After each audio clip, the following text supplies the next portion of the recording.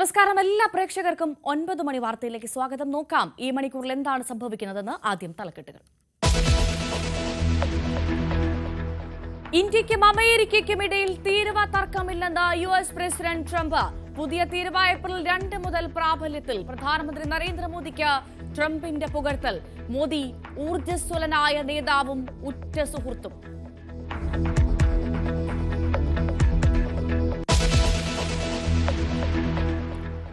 ഭൂകമ്പത്തിൽ മ്യാൻമറിനും തായ്ലൻഡിനും വലിയ നാശനഷ്ടങ്ങൾ.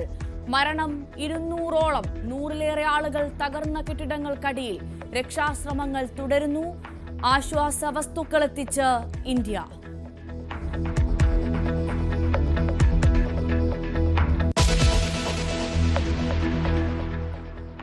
സെലൻസ്കിയെ മാറ്റിയാൽ യുക്രൈൻ യുദ്ധം അവസാനിപ്പിക്കാമെന്ന് വ്ളാഡിമിർ പുടിൻ. താൽക്കാലിക ഭരണകൂടത്തെ നിയോഗിച്ചാൽ ഒത്തുതീർപ്പ് ആലോചിക്കാം. റഷ്യൻ പ്രസിഡന്റിന്റെ പുതിയ ഉപാധി അമേരിക്കയുടെ മധ്യസ്ഥ ശ്രമത്തിനിടെ.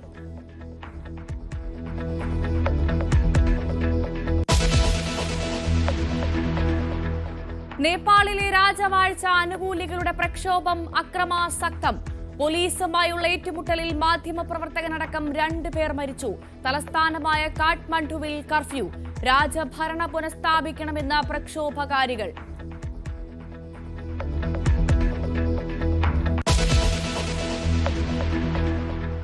ജഡ്ജിയുടെ വീട്ടിൽ പണം എത്തിച്ച കേസിൽ വിധി ഇന്ന്. ജസ്റ്റിസ് നിർമ്മൽ യാദവ് പ്രതിയായ കേസ് ചണ്ഡീഗഡ് CBI കോടതിയിൽ. വിധി വരുന്നത് 17 വർഷത്തിനു ശേഷം.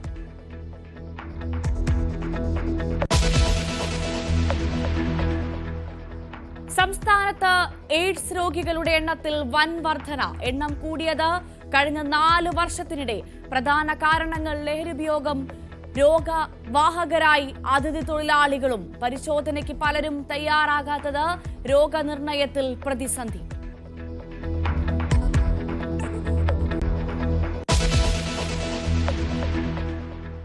കേരള സർവകലാശാലയിൽ ഗുരുതര വീഴ്ച. 1 വർഷം നടത്തിയ MBA പരീക്ഷയുടെ ഉത്തരക്കടലാസുകൾ കാണാനില്ല. വീണ്ടും പരീക്ഷ എഴുതാൻ വിദ്യാർത്ഥികൾക്ക് ഇമെയിൽ നിർദ്ദേശം. ഉത്തരക്കടലാസുകൾ നഷ്ടപ്പെട്ടത് മൂല്യനിർണ്ണയം നടത്തിയ അധ്യാപകന്റെ കയ്യിൽ നിന്ന്.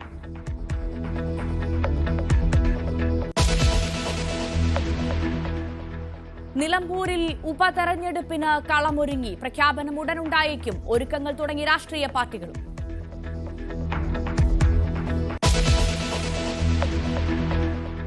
ഇടുക്കിയിലെ നവജാത ശിശുവിന്റെ മരണം കൊലപാതകം. പ്രസവിച്ച ഉടനെ കൊന്നു കുഴിച്ചിട്ടെന്ന് ജാർഖണ്ഡ് സ്വദേശിനിയായ യുവതിയുടെ മൊഴി. കരുനാഗപ്പള്ളി കൊട്ടേഷൻ കൊലപാതകത്തിൽ മുഖ്യപ്രതിയെ തേടി പോലീസ്. ഇനി പിടിയിലാകാനുള്ളത് അലുവ അതുലടക്കം 4 പേർ. തൊടുപുഴ ബിജു കൊലപാതകത്തിൽ കൂടുതൽ പേർക്ക് പങ്കുണ്ടെന്ന് സംശയം.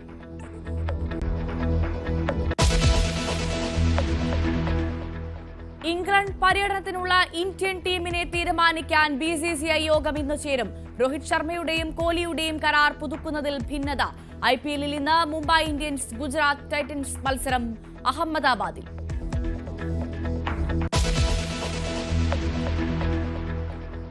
വളരെ പ്രധാനപ്പെട്ട വാർത്തകളിലേക്കാണ് നമ്മൾ കടക്കുന്നത്. ഇന്ത്യയും US തമ്മിൽ തീരുവ തർക്കമില്ലെന്ന് US president Donald Trump. April 2 മുതൽ പുതിയ തീരുവ പ്രാബല്യത്തിൽ വരാനിരിക്കെയാണ് ട്രംപിന്റെ പ്രതികരണം.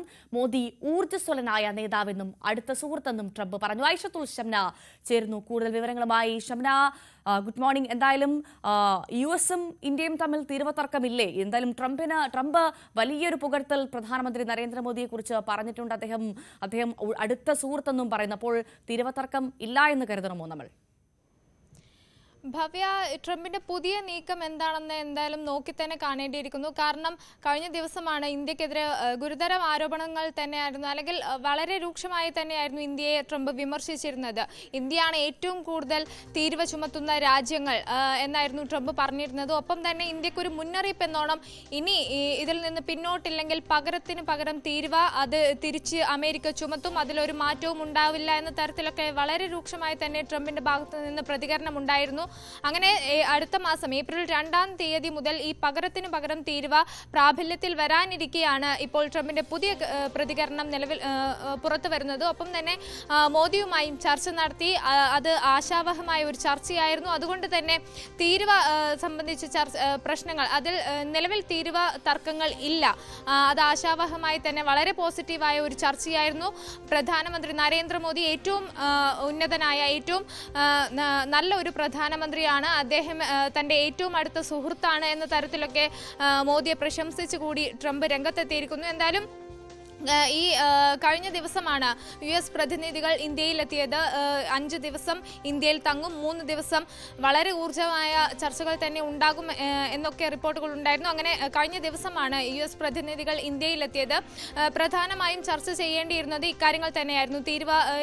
തീരുവയുമായി സംബന്ധിച്ച് ചർച്ചകൾ തന്നെയായിരുന്നു. കാരണം ഇന്ത്യയെ സംബന്ധിച്ച് ഈ പകരത്തിനു പകരം തീരുവ ഏർപ്പെടുത്തുകയാണെങ്കിൽ അത് ഇന്ത്യയിൽ നിന്നുള്ള 84% കയറ്റുമതികളെ ബാധിക്കുന്ന വലിയ ഒരു പ്രതിസന്ധി ഇന്ത്യക്ക് മേൽ ഉണ്ടാകുമായിരുന്നു. പക്ഷേ ഇപ്പോൾ അതിൽ ട്രംപിന്റെ ഭാഗത്ത് നിന്നൊരു പോസിറ്റീവായ പ്രതികരണം വരുമ്പോൾ അതിൽ എന്തായാലും ഇന്ത്യയെ അത്തരത്തിൽ അത് ബാധിക്കില്ല എന്നുകൂടി കണക്കാക്കേണ്ടിയിരിക്കുന്നു. ഒപ്പം തന്നെ ഈ പകരത്തിനു പകരം തീരുവ ചുമത്തുമെന്ന് അമേരിക്കയുടെ ഭാഗത്ത് നിന്നൊരു മുന്നറിയിപ്പ് ഉണ്ടായപ്പോൾ അക്കാര്യത്തിൽ ഇന്ത്യയും ഒരു നിലപാട് വ്യക്തമാക്കിയിരുന്നു. അതായത് ഈ 30% നികുതി ഇന്ത്യ ചുമത്തുന്ന സാധനങ്ങൾക്ക് 55% വരെ അതിൽ നികുതിയിൽ ഇളവ് കൊടുക്കാം. അതുപോലെ തിരഞ്ഞെടുക്കപ്പെട്ട ചില സാധനങ്ങൾക്ക് മാത്രം നികുതിയിൽ ഇളവ് വരുത്താം എന്ന ഒരു നിലപാടിലേക്ക് ഇന്ത്യ എത്തിയിരുന്നു. ഇതിലൊക്കെ കൂടിയായിരുന്നു കഴിഞ്ഞ ദിവസം ഇന്ത്യയും US-ഉം തമ്മിലുള്ള ഒരു ചർച്ച നടന്നിരുന്നത്. ഈ ചർച്ചകൾക്കിടയിൽ കൂടിയാണ് ട്രംപിന്റെ ഇത്തരത്തിൽ ഒരു പ്രതികരണം വരുന്നത് എന്നതും പ്രധാനമാണ്. എന്തായാലും ഏപ്രിൽ 2-ാം തീയതി ഈ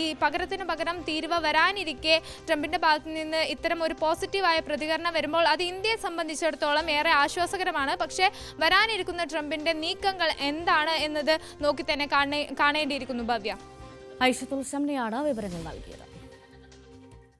മ്യാൻമറിലും തായ്ലൻഡിലും ഉണ്ടായ ശക്തമായ ഭൂചലനത്തിൽ മരണം 200 കടന്നു. 800ഓളം പേർക്ക് പരിക്ക്. കെട്ടിടങ്ങൾ തകർന്നു വീണ് കാണാതായവരുടെ എണ്ണവും കൂടുകയാണ്. ഇന്ത്യ 15 ടൺ ദുരിതാശ്വാസ വസ്തുക്കൾ മ്യാൻമറിലേക്ക് അയച്ചു. ഐഷത്തുൽ ഷംന തന്നെ നൽകും കൂടുതൽ വിവരങ്ങൾ. ഷംന, അത്ര സുഖകരമല്ലാത്ത വാർത്തകളാണ്, നമ്മളെ വേദനിപ്പിക്കുന്ന വാർത്തകളാണ് മ്യാൻമറിൽ നിന്ന് വന്നുകൊണ്ടിരിക്കുന്നത്. ഏറ്റവും പ്രധാനമായി മരണസംഖ്യ 200 കടന്നു. അത് ഇനിയും കടക്കാൻ സാധ്യതയുണ്ട് എന്നുള്ള വിവരങ്ങൾ കൂടി ഇപ്പോൾ അവിടെ നിന്ന് ലഭ്യമാകുന്നുണ്ട്. ഒപ്പം ഇന്ത്യ ചേർത്ത് നിർത്തുകയാണ് മ്യാൻമറിനെ, ലോകരാജ്യങ്ങൾ ചേർത്ത് നിർത്തുകയാണ് എന്നുള്ള വാർത്ത കൂടി വരുന്നു, അല്ലേ? തീർച്ചയായും ഭവ്യ, കഴിഞ്ഞ ദിവസം പ്രാദേശിക സമയം ഉച്ചയ്ക്ക് 12:30 കൂടിയായിരുന്നു ആദ്യ ഭൂചലനം മ്യാൻമാറിൽ ഉണ്ടാകുന്നത്. അതിൽ തന്നെ റിക്ടർ സ്കെയിലിൽ 7.4 തീവ്രത രേഖപ്പെടുത്തി. പക്ഷേ അതിന് പിന്നാലെ ഉണ്ടായ ഒരു ഭൂചലനം, അതായത് 4.2 തീവ്രതയിൽ അടുത്ത ഭൂചലനം കൂടി റിപ്പോർട്ട് ചെയ്യുന്നു. ഇതാണ് പിന്നീട് അതിൻ്റെ വ്യാപ്തി കൂട്ടിയത്. എന്തായാലും വലിയ രീതിയിലുള്ള ഒരു അപകടം എന്ന് തന്നെ പറയേണ്ടിയിരിക്കുന്നു. കാരണം 200ഓളം പേർ ഇതിനോടകം തന്നെ കൊല്ലപ്പെട്ടു. 800ഓളം പേർക്ക് പരിക്കുപറ്റി. നിരവധി പേരെ കാണാതായി. ഇപ്പോഴും 30 നില കെട്ടിടങ്ങളൊക്കെ ഒരു നിമിഷ നേരം കൊണ്ടാണ് അവിടെ തകർന്നു വീണത്. ഈ കെട്ടിടങ്ങൾക്കടിയിലൊക്കെ ഇപ്പോഴും ആളുകൾ കുടുങ്ങിക്കിടക്കുന്നുണ്ട്. ഇവരെ രക്ഷപ്പെടുത്താനുള്ള ശ്രമങ്ങൾ അതീവ ദുഷ്കരമായി തന്നെ തുടരുകയാണ്. ഈ സാഹചര്യത്തിൽ മരണസംഖ്യ ഇനിയും കൂടിയേക്കാം എന്നാണ് അന്താരാഷ്ട്ര മാധ്യമങ്ങൾ റിപ്പോർട്ട് ചെയ്യുന്നത്. പക്ഷേ അതേസമയം രക്ഷാദൗത്യം പുരോഗമിക്കുന്നുണ്ട്. ഒപ്പം തന്നെ പട്ടാള ഭരണം അവിടെയൊക്കെ പ്രദേശത്ത് അടിയന്തരാവസ്ഥ പ്രഖ്യാപിച്ചിട്ടുണ്ട്. അതുകൊണ്ട് തന്നെ കൂടുതൽ പ്രതികരണങ്ങൾ നമുക്ക് ലഭ്യമാവുക സാധ്യമല്ല. എങ്കിലും ഈ മരണക്കണക്കുകൾ അത് ഞെട്ടിപ്പിക്കുന്നതാണ്. അത് കൂടാൻ സാധ്യതയുണ്ട് എന്ന് തന്നെയാണ് അറിയുന്നത്. ഒപ്പം തന്നെ ലോകരാജ്യങ്ങളുടെ സഹായം മ്യാൻമാർ നേരത്തെ അഭ്യർത്ഥിച്ചിരുന്നു. ഇന്ത്യ ആ ഒരു സഹായം നൽകിയിട്ടുമുണ്ട്. 15 ടൺ അവശ്യ സാധനങ്ങളാണ്, മരുന്നുകളും ഭക്ഷണങ്ങളും ഉൾപ്പെടെ അവശ്യ സാധനങ്ങൾ 15 ടണ്ണാണ് ഇന്ത്യ അയച്ചത്. അത് ഉടൻ തന്നെ വിമാനങ്ങൾ മ്യാൻമാറിൽ എത്തും. ആ സഹായങ്ങൾ നൽകാൻ കഴിയുമെന്നാണ് പ്രതീക്ഷിക്കുന്നത്. എന്തായാലും മരണസംഖ്യ കൂടുന്നു എന്നുള്ള ഒരു ആശങ്ക അതിപ്പോഴുമുണ്ട്. ഒപ്പം തന്നെ മറ്റ് സ്ഥലങ്ങളിലേക്ക് കൂടി ഈ ഭൂകമ്പത്തിന്റെ ഒരു വ്യാപ്തി അത് വ്യാപിക്കുന്നു എന്ന ഒരു സാഹചര്യം കൂടിയുണ്ട്. കാരണം കിലോമീറ്ററുകളോളമാണ് ഈ ഭൂചലനം നീണ്ടു നിൽക്കുന്നത്. അതുകൊണ്ട് തന്നെ ഇതിന്റെ വ്യാപ്തി വർദ്ധിക്കുന്ന ഒരു സാഹചര്യം കൊണ്ട് തീർച്ചയായും തുടരുക. ഇപ്പോൾ അവതാരകയും ബ്ലോഗറുമായ പാർവതി ആർ കൃഷ്ണ നമുക്കൊപ്പം ചേരുന്നു. പാർവതി ബാങ്കോക്കിലായിരുന്നു ഇന്നലെ എന്നാണ് മനസ്സിലാക്കുന്നത്. ഇന്നവർ സുരക്ഷിതയായി തിരിച്ച് നാട്ടിലെത്തിയെന്ന് മനസ്സിലാക്കുന്നു. പാർവതി ഇപ്പോൾ എവിടെയാണുള്ളത്? ഞാനിപ്പോ ട്രിവാൻഡ്രത്ത് എത്തിയിരിക്കുകയാണ്. ഇന്നലെ ജീവനും കൊണ്ട് ഓടിയതാണ്. വന്ന് കേറിയതേ ഉള്ളൂ വീട്ടിലേക്ക്. ഇന്നലെ ആ ഭൂചലനം നടക്കുന്ന സമയത്ത് പാർവതി ബാങ്കോക്കിലായിരുന്നു അല്ലേ? ബാങ്കോക്കിലായിരുന്നു. ആക്ച്വലി നമ്മള് പ്ലാറ്റിനം മോൾ അവിടുത്തെ ആ സ്ട്രീറ്റിനടുത്തായിട്ടായിരുന്നു നിന്നത്. നിന്ന സമയത്ത് തന്നെ എനിക്ക് എന്തിങ്ങനെ ചെറിയൊരു തലകറക്കം പോലെ ഫീൽ ചെയ്തു. അപ്പൊ ഞാൻ എന്റെ കൂടെ ഉണ്ടായിരുന്ന രണ്ടുപേരോട് ഇങ്ങനെ പറഞ്ഞു, എനിക്കിങ്ങനെ ചെറിയ തലകറക്കം തോന്നുന്നു. അപ്പൊ അവരും പറഞ്ഞു അവർക്കും തോന്നി തുടങ്ങിയത്. അപ്പോഴാണ് പറയുന്നത് ഭൂമികുലുക്കമായിരിക്കുന്നത്. അപ്പോഴേക്കും നമ്മൾ പെട്ടെന്ന് അത്, കാരണം ചുറ്റും ബിൽഡിങ്സ് ആണ്, പഴയ ബിൽഡിങ്സ് ആണ്. പെട്ടെന്ന് അവിടെ നിന്ന് ഇറങ്ങുക എന്നൊരു സാധനം മാത്രമായിരുന്നു നമ്മൾ ആദ്യം നോക്കിയത്. പെട്ടെന്ന് പക്ഷെ വെളിയിൽ ഇറങ്ങിയാലും ചുറ്റും ബിൽഡിങ്സ് ആണ്. അവിടെ നിൽക്കുന്ന സ്ഥലങ്ങളിലൊന്നും നമുക്ക് ഒരു ബിൽഡിംഗ് ഇല്ലാത്ത സ്ഥലം നിൽക്കാൻ പറ്റുന്നുണ്ടായിരുന്നില്ല. അപ്പോഴത്തേക്കും ഓരോ സ്ഥലങ്ങളിൽ ഇങ്ങനെ ക്രാക്ക് വീഴുന്നു നമ്മൾ കാണുന്നു. ആളുകൾ ഈ നമ്മൾ ഹോളിവുഡ് സിനിമയിലൊക്കെ കാണുന്ന പോലെ പാനിക്കായിട്ട് ഓടുന്നു, അലച്ചൂവി കരഞ്ഞു നിലവിളിച്ച് ഓടുന്നു. നമ്മളും കൂടെ ഓടുന്നു. അപ്പോഴത്തേക്കും അടുത്ത സൈഡിൽ നിന്ന് ക്രാക്ക് വീഴുന്നു, നമ്മൾ അവിടുന്ന് ഓടുന്നു. ശരിക്കും ലിറ്ററലി നമ്മള് ആ ഒരു മരണം മുന്നിൽ കണ്ട സമയമായിരുന്നു. അപ്പത്തേനും ഞാൻ വീട്ടിലെല്ലാം ഞാൻ വിളിച്ചു. വീട്ടിൽ എനിക്ക് അറിയില്ല ഞാൻ തിരിച്ചു വരുമെന്നുള്ള രീതിയിലായിരുന്നു ഞാൻ സംസാരിച്ചിരുന്നതൊക്കെ. അയ്യോ, അപ്പൊ ഈ വീട്ടുകാരൊക്കെ വല്ലാതെ പേടിച്ചു കാണുമല്ലേ? അവര് പേടിച്ചു. പിന്നെ എനിക്ക് വേറൊന്നുമില്ലായിരുന്നു, എനിക്ക് അവസാനമായിട്ടെങ്കിലും അവരെ കാണണം എന്നൊരു സാധനം മാത്രമായിരുന്നു പെട്ടെന്നുണ്ടായിരുന്നത്. ഈ പാർവതിയുടെ മുൻപിൽ എന്തായിരുന്നു ആ സമയത്ത് കണ്ടത്? ഒന്ന് നമ്മുടെ പ്രേക്ഷകർക്ക് വേണ്ടി ഒന്ന് പറയാമോ? എന്തായിരുന്നു ആ സമയത്ത് ആ ഒരു കാഴ്ച, ഒരു ഭീതിതമായ കാഴ്ച എങ്ങനെയായിരുന്നു? ഒരു 10 to 15 seconds വരെ ഞങ്ങൾക്ക് ആദ്യത്തെ ഒരു ഭൂമികുലുക്കം ഫീൽ ചെയ്തിട്ടുണ്ട്. അതും നമ്മൾ സാധാരണ പോലെയല്ല, ശരിക്കും നമ്മൾ നല്ലപോലെ ഷെയ്ക്ക് ചെയ്യുന്നുണ്ടായിരുന്നു. അപ്പോഴത്തേക്കും അവിടുത്തെ ഓരോ സാധനങ്ങൾ ചെറുതായിട്ട് ഇങ്ങനെ താഴെ വീഴുന്നു, ബിൽഡിങ്സിലൊക്കെ ക്രാക്ക് വീഴാൻ തുടങ്ങുന്നു. അപ്പം ഒരു സൈഡിൽ നിന്ന് നമ്മളിങ്ങനെ ഓടുമ്പോഴത്തേക്കായിരിക്കും അടുത്ത സൈഡിൽ നിന്നുള്ള ക്രാക്ക് എങ്ങനെയാണ് നമ്മൾ കാണുന്നത്. അവിടുന്ന് നമ്മൾ ഓടുന്നു എല്ലാ സ്ഥലങ്ങളിലും. അത് കൂട്ടത്തോടെ പിന്നെ ആളുകളായി, കാരണം അത്രയും വലിയൊരു സ്ട്രീറ്റിൽ ഇത്രയും ലക്ഷക്കണക്കിന് ആൾക്കാരാണ് പിന്നെ കൂട്ടത്തോടെ ഒരുമിച്ച്. അവിടെ പിന്നെ ഇടയ്ക്ക് എന്റെ കാലിടയ്ക്ക് സ്റ്റക്ക് ആവുന്നു കൂട്ടത്തോടെ. അതായത് എല്ലാവരും പാനിക്കായിട്ട് ഓടുന്നതിനിടയ്ക്ക് നമ്മൾ അവിടെ വീഴുന്നുണ്ട്, ഒരുപാട് പേര് വീഴുന്നുണ്ട്, നമ്മൾ അവിടുന്ന് ഓടുന്നുണ്ട്. എങ്ങനെങ്കിലും ഒരു ബിൽഡിംഗ് ഇല്ലാത്ത സ്ഥലത്ത് വന്ന് നിൽക്കുക എന്നുള്ളൊരു സാധനം മാത്രമായിരുന്നു. എന്നിട്ട് ഒട്ടും നടന്നില്ല. എന്നിട്ട് രണ്ടാമത് ഞങ്ങൾ ഒരു പോയിന്റിൽ എത്തിയപ്പോഴത്തേക്ക് അവിടെ പിന്നെ അത് റിപ്പീറ്റ് ചെയ്തു. സെക്കൻഡ് ടൈമും സെയിം ഒരു ചലനം ഉണ്ടായിട്ടുണ്ടായിരുന്നു. പക്ഷെ അത് അത്രയും സെക്കൻഡ്സ് ഹോൾഡ് ചെയ്തില്ല, പക്ഷെ കുറച്ചു നേരം ഉണ്ടായിരുന്നു അത്. പിന്നെ നമുക്ക് ട്രാൻസ്പോർട്ടേഷൻ ഇല്ല, ക്യാബ് കിട്ടുന്നില്ല. അവിടുന്ന് എങ്ങനെങ്കിലും രക്ഷപ്പെട്ട് വരിക എന്നൊരു കാര്യം മാത്രമായിരുന്നു. ശരിക്കും ഞാനൊരു ഷോപ്പ് സ്റ്റാർട്ട് ചെയ്തതിന്റെ പർച്ചേസിന്റെ ആവശ്യത്തിനായിട്ട് പോയതായിരുന്നു. അപ്പം 1-ാം തീയതി നമ്മൾ റിട്ടേൺ ബുക്ക് ചെയ്യുന്ന സാധനം നമ്മൾ നേരത്തെ ഇന്നലെ തന്നെ കിട്ടിയ വണ്ടിക്ക്, കാരണം വീട്ടിലെത്തുക എന്നൊരു കാര്യം മാത്രമായിരുന്നു നമ്മുടെ മുന്നിൽ പിന്നെ ഉണ്ടായിരുന്നത്. പിന്നെ ഞാൻ വേഗം റൂമിലെത്തി എന്ന് പറഞ്ഞാൽ ഹോട്ടലിൽ എത്തിയപ്പോഴത്തേക്ക് അവർ റൂമിലോട്ട് കയറ്റുന്നില്ല. അവർ പറഞ്ഞു സേഫ് അല്ല ഇപ്പൊ കയറണ്ടെന്ന് പറഞ്ഞു. നമ്മളൊരു 3 to 4 hours താഴെ തന്നെ ലോബി തന്നെ നമ്മൾ വെയിറ്റ് ചെയ്തിട്ട് പെട്ടെന്ന് നമ്മൾ പാക്ക് ചെയ്തിട്ട് ചെക്ക്ഔട്ട് ചെയ്തിട്ട് ഇറങ്ങുകയായിരുന്നു. അപ്പോഴും സുരക്ഷിതമായി വിമാനത്താവളത്തിൽ എത്താൻ സാധിച്ചു അല്ലേ? വലിയ ബുദ്ധിമുട്ടൊന്നുമില്ലാതെ. നല്ല ടൈം എടുത്തു. കാരണം റോഡ് ഫുൾ ട്രാഫിക് ആയിരുന്നു. കാരണം തൊട്ടപ്പുറത്തായിരുന്നു ഈ ചർച്ചക്കിൽ നമ്മൾ നിന്നിരുന്ന സ്ഥലത്തിന്റെ തൊട്ടടുത്തായിട്ട് പല ബിൽഡിങ്സ് ഇങ്ങനെ വീഴുന്നുണ്ടായിരുന്നു. അത് ഒരു 30 floors ഒരു ബിൽഡിംഗ് ഒക്കെ വീഴുന്നത് പലരും വിഷ്വൽസ് കണ്ടിട്ടുണ്ടാവും. അപ്പൊ അതൊക്കെ നമ്മൾ ഏകദേശം തൊട്ട് അടുത്തടുത്ത് വരുന്ന സ്ഥലങ്ങളൊക്കെ ആയിരുന്നു. അപ്പൊ നമ്മളെല്ലാം അതുകൂടെ ആയപ്പോഴത്തേക്കും നമ്മൾ ഒന്നുകൂടെ പാനിക്കായി. പിന്നെ ഈ പറയണ പോലെ ട്രാഫിക്, നമുക്ക് വണ്ടി കിട്ടുന്നില്ല. മെയിൻ സോഴ്സ് എന്ന് പറഞ്ഞാൽ വേറൊരു സ്ഥലത്ത് നിന്നിട്ട് നമുക്ക് വണ്ടി കിട്ടാത്തൊരവസ്ഥ എന്ന് പറയുന്നത് വല്ലാത്തൊരവസ്ഥയാണ്. നമ്മൾ ഇന്നലെ ഈ പറയുന്ന പോലെ എല്ലാം ലിറ്ററലി കണ്ടു. അവിടെ നിന്ന് പിന്നെ നമുക്ക് എയർപോർട്ടിലേക്ക് പോലുള്ള വണ്ടി പോലും, ക്യാബ് പോലും കിട്ടുന്നുണ്ടായിരുന്നില്ല. ഈ പറയുന്ന പോലെ ഹോട്ടലിൽ ആൾക്കാർക്ക് പ്രൊവൈഡ് ചെയ്യാൻ പറ്റുന്നില്ല, ഒന്നും ചെയ്യാൻ പറ്റുന്നുണ്ടായിരുന്നില്ല. ലാസ്റ്റ് അവിടെ വേറൊരാൾ പോകുന്നതിന്റെ കൂട്ടത്തിൽ ഞങ്ങൾ കയറിപ്പോയി. പക്ഷെ അതിന് മുന്നേ കിട്ടിയിരുന്നെന്ന് പറഞ്ഞാൽ, കിട്ടിയ അറിവെന്ന് പറഞ്ഞാൽ എയർപോർട്ടെല്ലാം ക്ലോസ് ആക്കി എന്നൊരു കാര്യമായിരുന്നു. പിന്നെ നമ്മുടെ ആ എപ്പോഴോ വന്നൊരു പ്രതീക്ഷ അവിടെയും വിട്ടുപോയി. തീർന്നു ഒരു വിചാരത്തിൽ തന്നെയായിരുന്നു. പിന്നെ എങ്ങനെയോ കിട്ടിയ ഫ്ലൈറ്റ് ഞങ്ങൾ connection flight Bangalore to Trivandrum ഇപ്പൊ ഇന്നെടുത്തതാ. ഞാൻ വീട്ടിൽ വന്ന് കയറിയതുള്ളൂ, കാലെടുത്ത് വെച്ചതേ ഉണ്ടായിരുന്നുള്ളൂ. വീട്ടുകാർക്ക് വല്ലാത്തൊരു ആശ്വാസമായിരിക്കും അല്ലേ, പറഞ്ഞറിയിക്കാൻ സാധിക്കും. എനിക്ക് വന്ന് എന്റെ ഹസ്ബൻഡിനെയും കുഞ്ഞിനെയും ഒന്ന് കെട്ടിപ്പിടിച്ച ഒരു ഉമ്മ കൊടുത്തപ്പോഴാണ് സത്യം പറഞ്ഞ സമാധാനമായി. കാണുമെന്ന് പോലും നമ്മൾ വിചാരിച്ചിരുന്നില്ല. ഈ പാർവതി, ഈ ബാങ്കോക്കും പട്ടാലയൊക്കെ മലയാളികൾ ഏറ്റവും കൂടുതൽ തിരഞ്ഞെടുക്കുന്ന ഒരു വിനോദസഞ്ചാര കേന്ദ്രമാണ്. അപ്പോൾ ഒരുപാട് മലയാളികൾ അങ്ങോട്ട് പോയിട്ടുണ്ടാകും. ആരെങ്കിലും പാർവതിയെ ബന്ധപ്പെട്ടിരുന്നോ? ആരെങ്കിലും അവിടെ കുടുങ്ങി കിടക്കുന്നതായിട്ട് അറിഞ്ഞിട്ടുണ്ടോ? അങ്ങനെ എന്തെങ്കിലും വിവരങ്ങൾ പാർവതിക്ക് അറിയാമോ? ഇല്ല, എന്നോട് ഒരുപാട്, അതായത് ഇപ്പൊ ഈ എക്സാം ഒക്കെ ആയതുകൊണ്ട് ഒരുപാട് ആൾക്കാർ ഈ പറയുന്ന പോലെ 31st March ഒക്കെ പോവാനിരിക്കുന്നവരാണ്. അപ്പം അവരോടൊക്കെ ഞാൻ പേഴ്സണലി പറഞ്ഞു, നിങ്ങൾ എന്തായാലും നോക്കിയും കണ്ടിട്ടും ചെയ്താൽ മതി. കാരണം എന്റെ അറിവിൽ ഞാൻ പിന്നെ അറിഞ്ഞെന്ന് പറഞ്ഞു, ഞങ്ങൾ കയറി കഴിഞ്ഞിട്ട് വീണ്ടും അവിടെ ലോക്ക്ഡൌൺ പോലെ ആക്കി. ഈ പറയുന്ന പോലെ എയർപോർട്ട് ഒക്കെ ക്ലോസ് ചെയ്തു എന്നാണ് അറിഞ്ഞത്. കൊച്ചി ഫ്ലൈറ്റ് ഒക്കെ ഒരുപാട് ക്യാൻസൽ ചെയ്തിട്ടുണ്ടായിരുന്നു. നമ്മൾ ആദ്യം കൊച്ചി ഡയറക്ട് ഫ്ലൈറ്റ് എടുക്കാമെന്നായിരുന്നു വരുന്നത്. പക്ഷെ അതൊക്കെ ക്യാൻസൽ ചെയ്തിരുന്നു. ഒരുപാട് ഫ്ലൈറ്റ്സ് അവർ ക്യാൻസൽ ചെയ്തിട്ടുണ്ടായിരുന്നു. ഇനിയും പുതിയ ആൾക്കാരെ അങ്ങോട്ട് അവർ എടുക്കുന്നില്ല എന്നൊക്കെ ഇങ്ങനെ പറയുന്നുണ്ടായിരുന്നു. സോ എന്തായാലും നോക്കി കണ്ട് മാത്രം ചെയ്യുക. കുറച്ച് ഗ്യാപ്പ് എടുത്തിട്ടാണെങ്കിലും പോകുന്നതായിരിക്കും നല്ലതെന്നേ ഞാൻ പറയത്തുള്ളൂ. ഇപ്പൊ ഇനി പോകാനുള്ളവരാണെങ്കിൽ.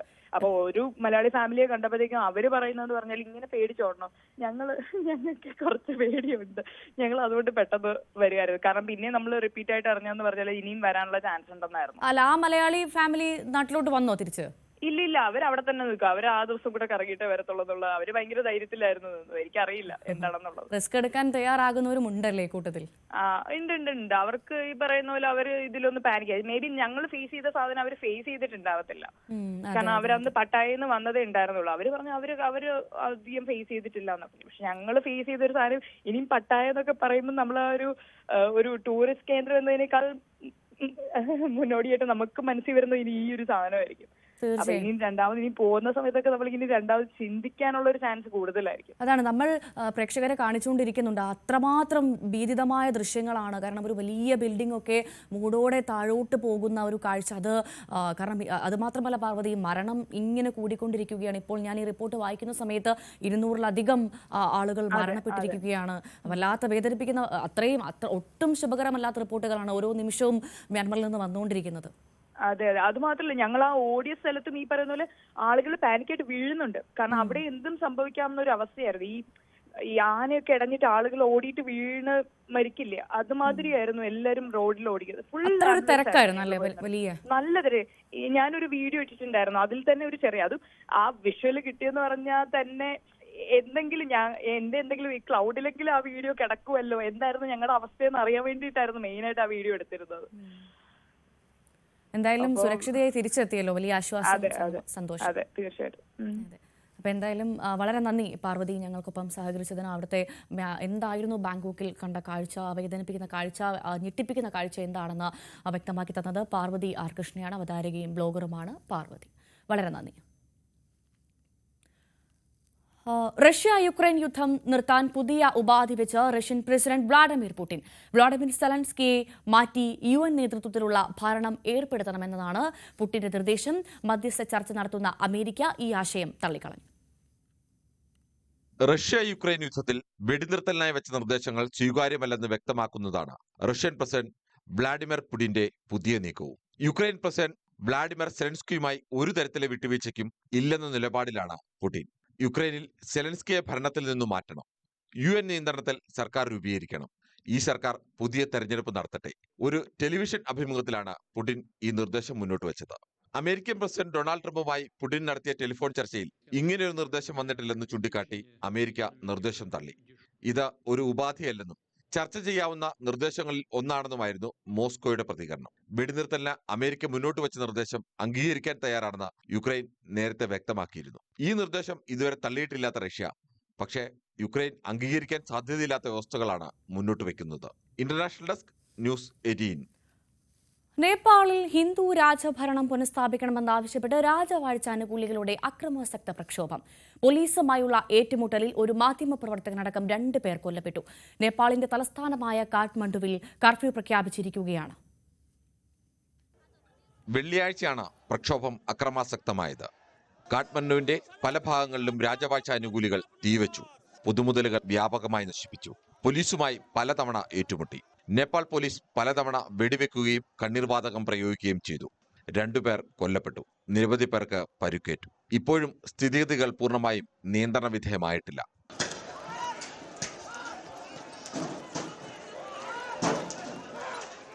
രാജ ആവു ദേശ് ബച്ചാവു, രാജാവ് വരട്ടെ രാജ്യത്തെ രക്ഷിക്കട്ടെ, അഴിമതി നിറഞ്ഞ ജനാധിപത്യ സർക്കാർ തുലയട്ടെ, ഈ മുദ്രാവാക്യങ്ങളാണ് പ്രക്ഷോഭകാരികൾ ഉയർത്തുന്നത്.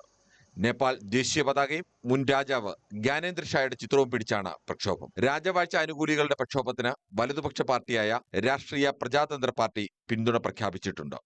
രാജവാഴ്ച എതിർക്കുന്ന പ്രധാന രാഷ്ട്രീയ പാർട്ടികളുടെ നേതൃത്വത്തിൽ ബദൽ പ്രതിഷേധവും നടക്കുന്നുണ്ട്. സോഷ്യലിസ്റ്റ് ഫ്രണ്ടിന്റെ ബാനറിൽ നടന്ന സമ്മേളനത്തിൽ communist party of Nepal Maoist സെന്ററും communist party of Nepal unified socialist തുടങ്ങിയ പാർട്ടികളും പങ്കെടുത്തു. നേപ്പാൾ മുൻ പ്രധാനമന്ത്രി പ്രചണ്ഡയുടെ നേതൃത്വത്തിലാണ് ഈ കൂട്ടായ്മ.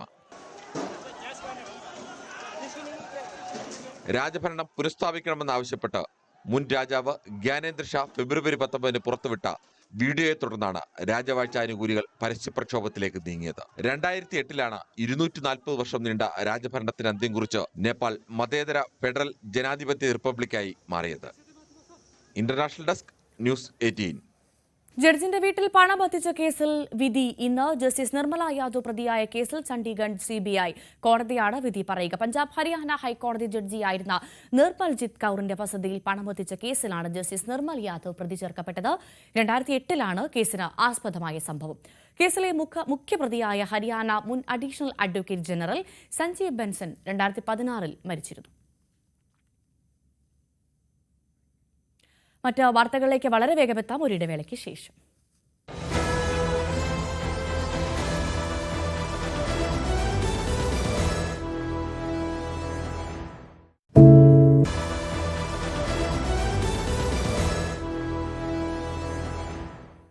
തിരികെ വാർത്തയിലേക്ക്. സംസ്ഥാനത്ത് എയ്ഡ്സ് രോഗികളുടെ എണ്ണത്തിൽ വൻ വർധനവ്. 2021 വരെ HIV ബാധിതരുടെ എണ്ണത്തിൽ കൃത്യമായ കുറവ് രേഖപ്പെടുത്തിയെങ്കിൽ കഴിഞ്ഞ 4 വർഷങ്ങളായി രോഗികളുടെ എണ്ണത്തിൽ വൻ വർധനവ് രേഖപ്പെടുത്തുകയാണ് ചെയ്യുന്നത്. രാസലഹരിയുടെ ഉപയോഗം, അതിഥി തൊഴിലാളികളുടെ കടന്നുവരവ് എന്നിവയടക്കമുള്ള നിരവധി കാരണങ്ങളാണ് രോഗവ്യാപനത്തിന് കാരണമായി ആരോഗ്യവകുപ്പ് കണ്ടെത്തിയത്. മലപ്പുറം വളാഞ്ചേരിയിൽ നിന്നും 10 പേർക്ക് എയ്ഡ്സ് രോഗബാധ കണ്ടെത്തിയെന്ന ഞെട്ടിക്കുന്ന കണക്കുകളാണ് നമുക്ക് മുന്നിലുള്ളത്. എയ്ഡ്സ് രോഗം പടർന്നു വഴിയോ അതിലുമേറെ ഞെട്ടിക്കും. ഒരേ സിറിഞ്ച് ഉപയോഗിച്ച് ലഹരി കുത്തിവെച്ച 10 പേരിലാണ് രോഗം പടർന്നത്. രാജ്യത്ത് ഏറ്റവും കുറഞ്ഞ HIV വ്യാപന നിരക്കുണ്ടായിരുന്ന സംസ്ഥാനമായിരുന്നു ഇതുവരെ കേരളം. ഈ വർഷത്തോടെ രോഗവ്യാപന നിരക്ക് 0-ലെത്തിക്കാനുള്ള കേരളത്തിന്റെ ശ്രമങ്ങൾക്ക് തിരിച്ചടിയുണ്ടായെന്ന് തെളിയിക്കുന്നതാണ് ഇനിയുള്ള കണക്കുകൾ. 2020-ൽ കേരളത്തിൽ രോഗബാധ കണ്ടെത്തിയത് 840 പേർക്കാണ്. പിന്നീടുള്ള വർഷങ്ങളിൽ രോഗബാധിതരുടെ എണ്ണത്തിൽ ക്രമാതീതമായ വർധനവ്. 2021-ൽ 866 പേരിലും 2022-ൽ 1126 പേരിലും 2023 ആയപ്പോൾ അത് 1270-ആയും ഉയർന്നു. 2024-ലെ കണക്ക് പ്രകാരം 1130 പേരിലാണ് രോഗബാധ കണ്ടെത്തിയത്. കൃത്യമായ ബോധവൽക്കരണവും തയ്യാറെടുപ്പുകളും നടത്തി രോഗവ്യാപനം 0-ലെത്തിക്കാനുള്ള ശ്രമങ്ങൾ പരാജയപ്പെട്ടതിന് പല കാരണങ്ങളുണ്ട്. 1. വ്യാപകമായ ലഹരി ഉപയോഗം. 2. അതിഥി തൊഴിലാളികളുടെ കടന്നുവരവ്. 3. സ്വവർഗാനുരാഗികൾക്കിടയിലെ സുരക്ഷിതമല്ലാത്ത ലൈംഗിക ബന്ധം. കേരളത്തിലെ അതിഥി തൊഴിലാളി കേന്ദ്രങ്ങളിലെല്ലാം നിരവധി രോഗികളുണ്ടെന്ന് ആരോഗ്യവകുപ്പ് പറയുന്നു. പലരും പരിശോധനയ്ക്ക് പോലും തയ്യാറാവുന്നില്ല. അതുകൊണ്ട് തന്നെ കണക്കുകൾ കൃത്യവുമല്ല. കോവിഡിന് ശേഷം രാസലഹരിയുടെ ഉപയോഗം വർദ്ധിച്ചതാണ് മറ്റൊരു വെല്ലുവിളി. ഒരേ സിറിഞ്ച് മാറി മാറി ഉപയോഗിച്ച് രോഗം വരുത്തിയവർ നിരവധി. സ്വവർഗാനുരാഗികളും ട്രാൻസ്ജെൻഡറുകൾക്കുമിടയിലെ സുരക്ഷിതമല്ലാത്ത ലൈംഗിക ബന്ധം മറ്റൊരു വിപത്തായി മാറുകയാണ്.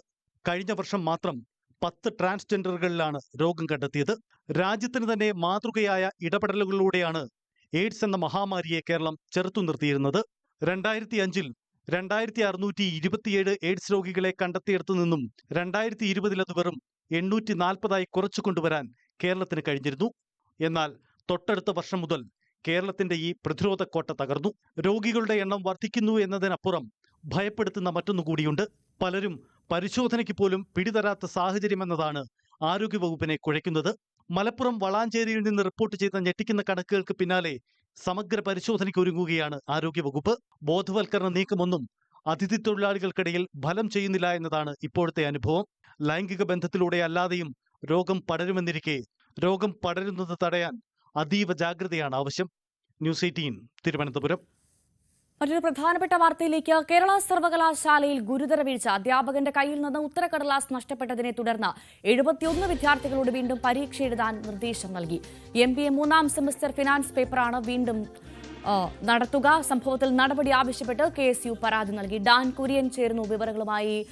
ഡാൻ, ഗുരുതര വീഴ്ചയാണ് കേരള സർവകലാശാലയിൽ നിന്ന് സംഭവിച്ചിരിക്കുന്നത്. ഒരു അധ്യാപകന് വെറുതെ അങ്ങ് കൊണ്ട് കളയാനുള്ളതാണോ ഈ ഉത്തരക്കടലാസുകൾ? അതും 71 ഉത്തരക്കടലാസുകളാണ് കാണാതായത്. എന്താണ് സംഭവം? വിശദാംശങ്ങൾ.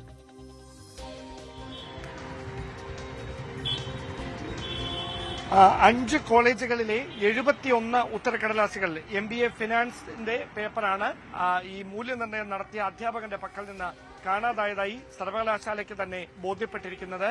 ഈ അധ്യാപകൻ നൽകിയിരിക്കുന്ന വിശദീകരണം, മൂല്യനിർണ്ണയം നടത്തിയതിനു ശേഷം ബൈക്കിൽ പോകുമ്പോൾ ഈ ബൈക്കിൽ നിന്നാണ് ഈ ഉത്തരക്കടലാസുകൾ നഷ്ടപ്പെട്ടത് എന്നാണ്. അതുകൊണ്ട് തന്നെ ഈ അധ്യാപകനെതിരെ എന്തെങ്കിലും തരത്തിലുള്ള നടപടി, വകുപ്പ് തലത്തിലുള്ള നടപടികൾ ഉണ്ടാകുമോ എന്ന കാര്യത്തിൽ വൈകാതെ തന്നെ വ്യക്തത കൈവരും. എന്തായാലും വിഷയം ഗൌരവതരമായി കണ്ടുകൊണ്ടാണ് MBA 3ാം സെമസ്റ്ററിന്റെ ഫിനാൻസ് പേപ്പറിന്റെ പരീക്ഷ വീണ്ടും നടത്താനുള്ള ഒരു തീരുമാനത്തിലേക്ക് എത്തിയിരിക്കുന്നത്. ഒരു വർഷം മുമ്പ് നടന്ന പരീക്ഷയായിരുന്നു ഇത്. അതിന്റെ ഫലം ഇതുവരെ പ്രസിദ്ധീകരിച്ചിരുന്നില്ല. അതുമായി ബന്ധപ്പെട്ട് അന്വേഷണം നടത്തുന്നതിനിടയിലാണ് ഈ 71 ഉത്തരക്കടലാസുകൾ കാണാനില്ല എന്നൊരു വിവരം സർവകലാശാല അധികൃതർക്ക് ബോധ്യപ്പെട്ടത്. ഇപ്പോൾ വിദ്യാർത്ഥി സംഘടനകൾ തന്നെ പ്രതിഷേധവുമായി രംഗത്തെത്തുന്ന ഒരു സാഹചര്യമുണ്ട്. KSU ഉൾപ്പെടെയുള്ള സംഘടനകൾ ഇതിൽ വിശദമായ അന്വേഷണം നടത്തണമെന്ന് ആവശ്യപ്പെട്ട് വൈസ് ചാൻസലർക്ക് പരാതി നൽകി കഴിഞ്ഞു. ശക്തമായ പ്രതിഷേധം വീണ്ടും ഉണ്ടാകുമെന്നാണ് അറിയാൻ കഴിയുന്നത്. ഒരുപക്ഷെ ഈ അധ്യാപകനെതിരെ വകുപ്പ് തല നടപടി ഉണ്ടായേക്കുമെന്ന വിവരങ്ങളാണ് ഇപ്പോൾ പുറത്തുവരുന്നത്. തീർച്ചയായും ഗുരുതര വീഴ്ചയാണ് കോളേജിന്റെ ഭാഗത്തുനിന്ന്, സർവകലാശാലയുടെ ഭാഗത്തുനിന്ന് ഉണ്ടായിരിക്കുന്ന കാര്യത്തിൽ സംശയമില്ല. ഡാൻ, പ്രത്യേകിച്ചും ഇപ്പോൾ ഡാൻ പറഞ്ഞത് വെച്ച് ബൈക്കിൽ പോകുമ്പോൾ അധ്യാപകൻ നഷ്ടപ്പെട്ടു. അത് എന്തൊരു വിചിത്രമായ മറുപടിയാണ്. ഒരു അധ്യാപകന് ഇത്തരത്തിൽ 71 വിദ്യാർത്ഥികൾ ഉത്തരക്കടലാസുകൾക്ക് ബൈക്കിൽ പോകുമ്പോൾ ഒരു ലാഘവത്തോടു കൂടി കളയേണ്ട ഒന്നാണോ ആ ഉത്തരക്കടലാസുകൾ എന്നുള്ള ചോദ്യം ബാക്കി നിൽക്കുന്നു. പ്രധാനമായും ഇപ്പോൾ ഡാൻ പറഞ്ഞതുപോലെ തന്നെ വിദ്യാർത്ഥി സംഘടനകൾ ഇടപെട്ടു. എന്ത് ന്യായീകരണമാണ് കേരള സർവകലാശാല നൽകുന്നത്? അത്തരത്തിലുള്ള ന്യായീകരണം അവർ പറഞ്ഞു കഴിഞ്ഞു. ഡാൻ,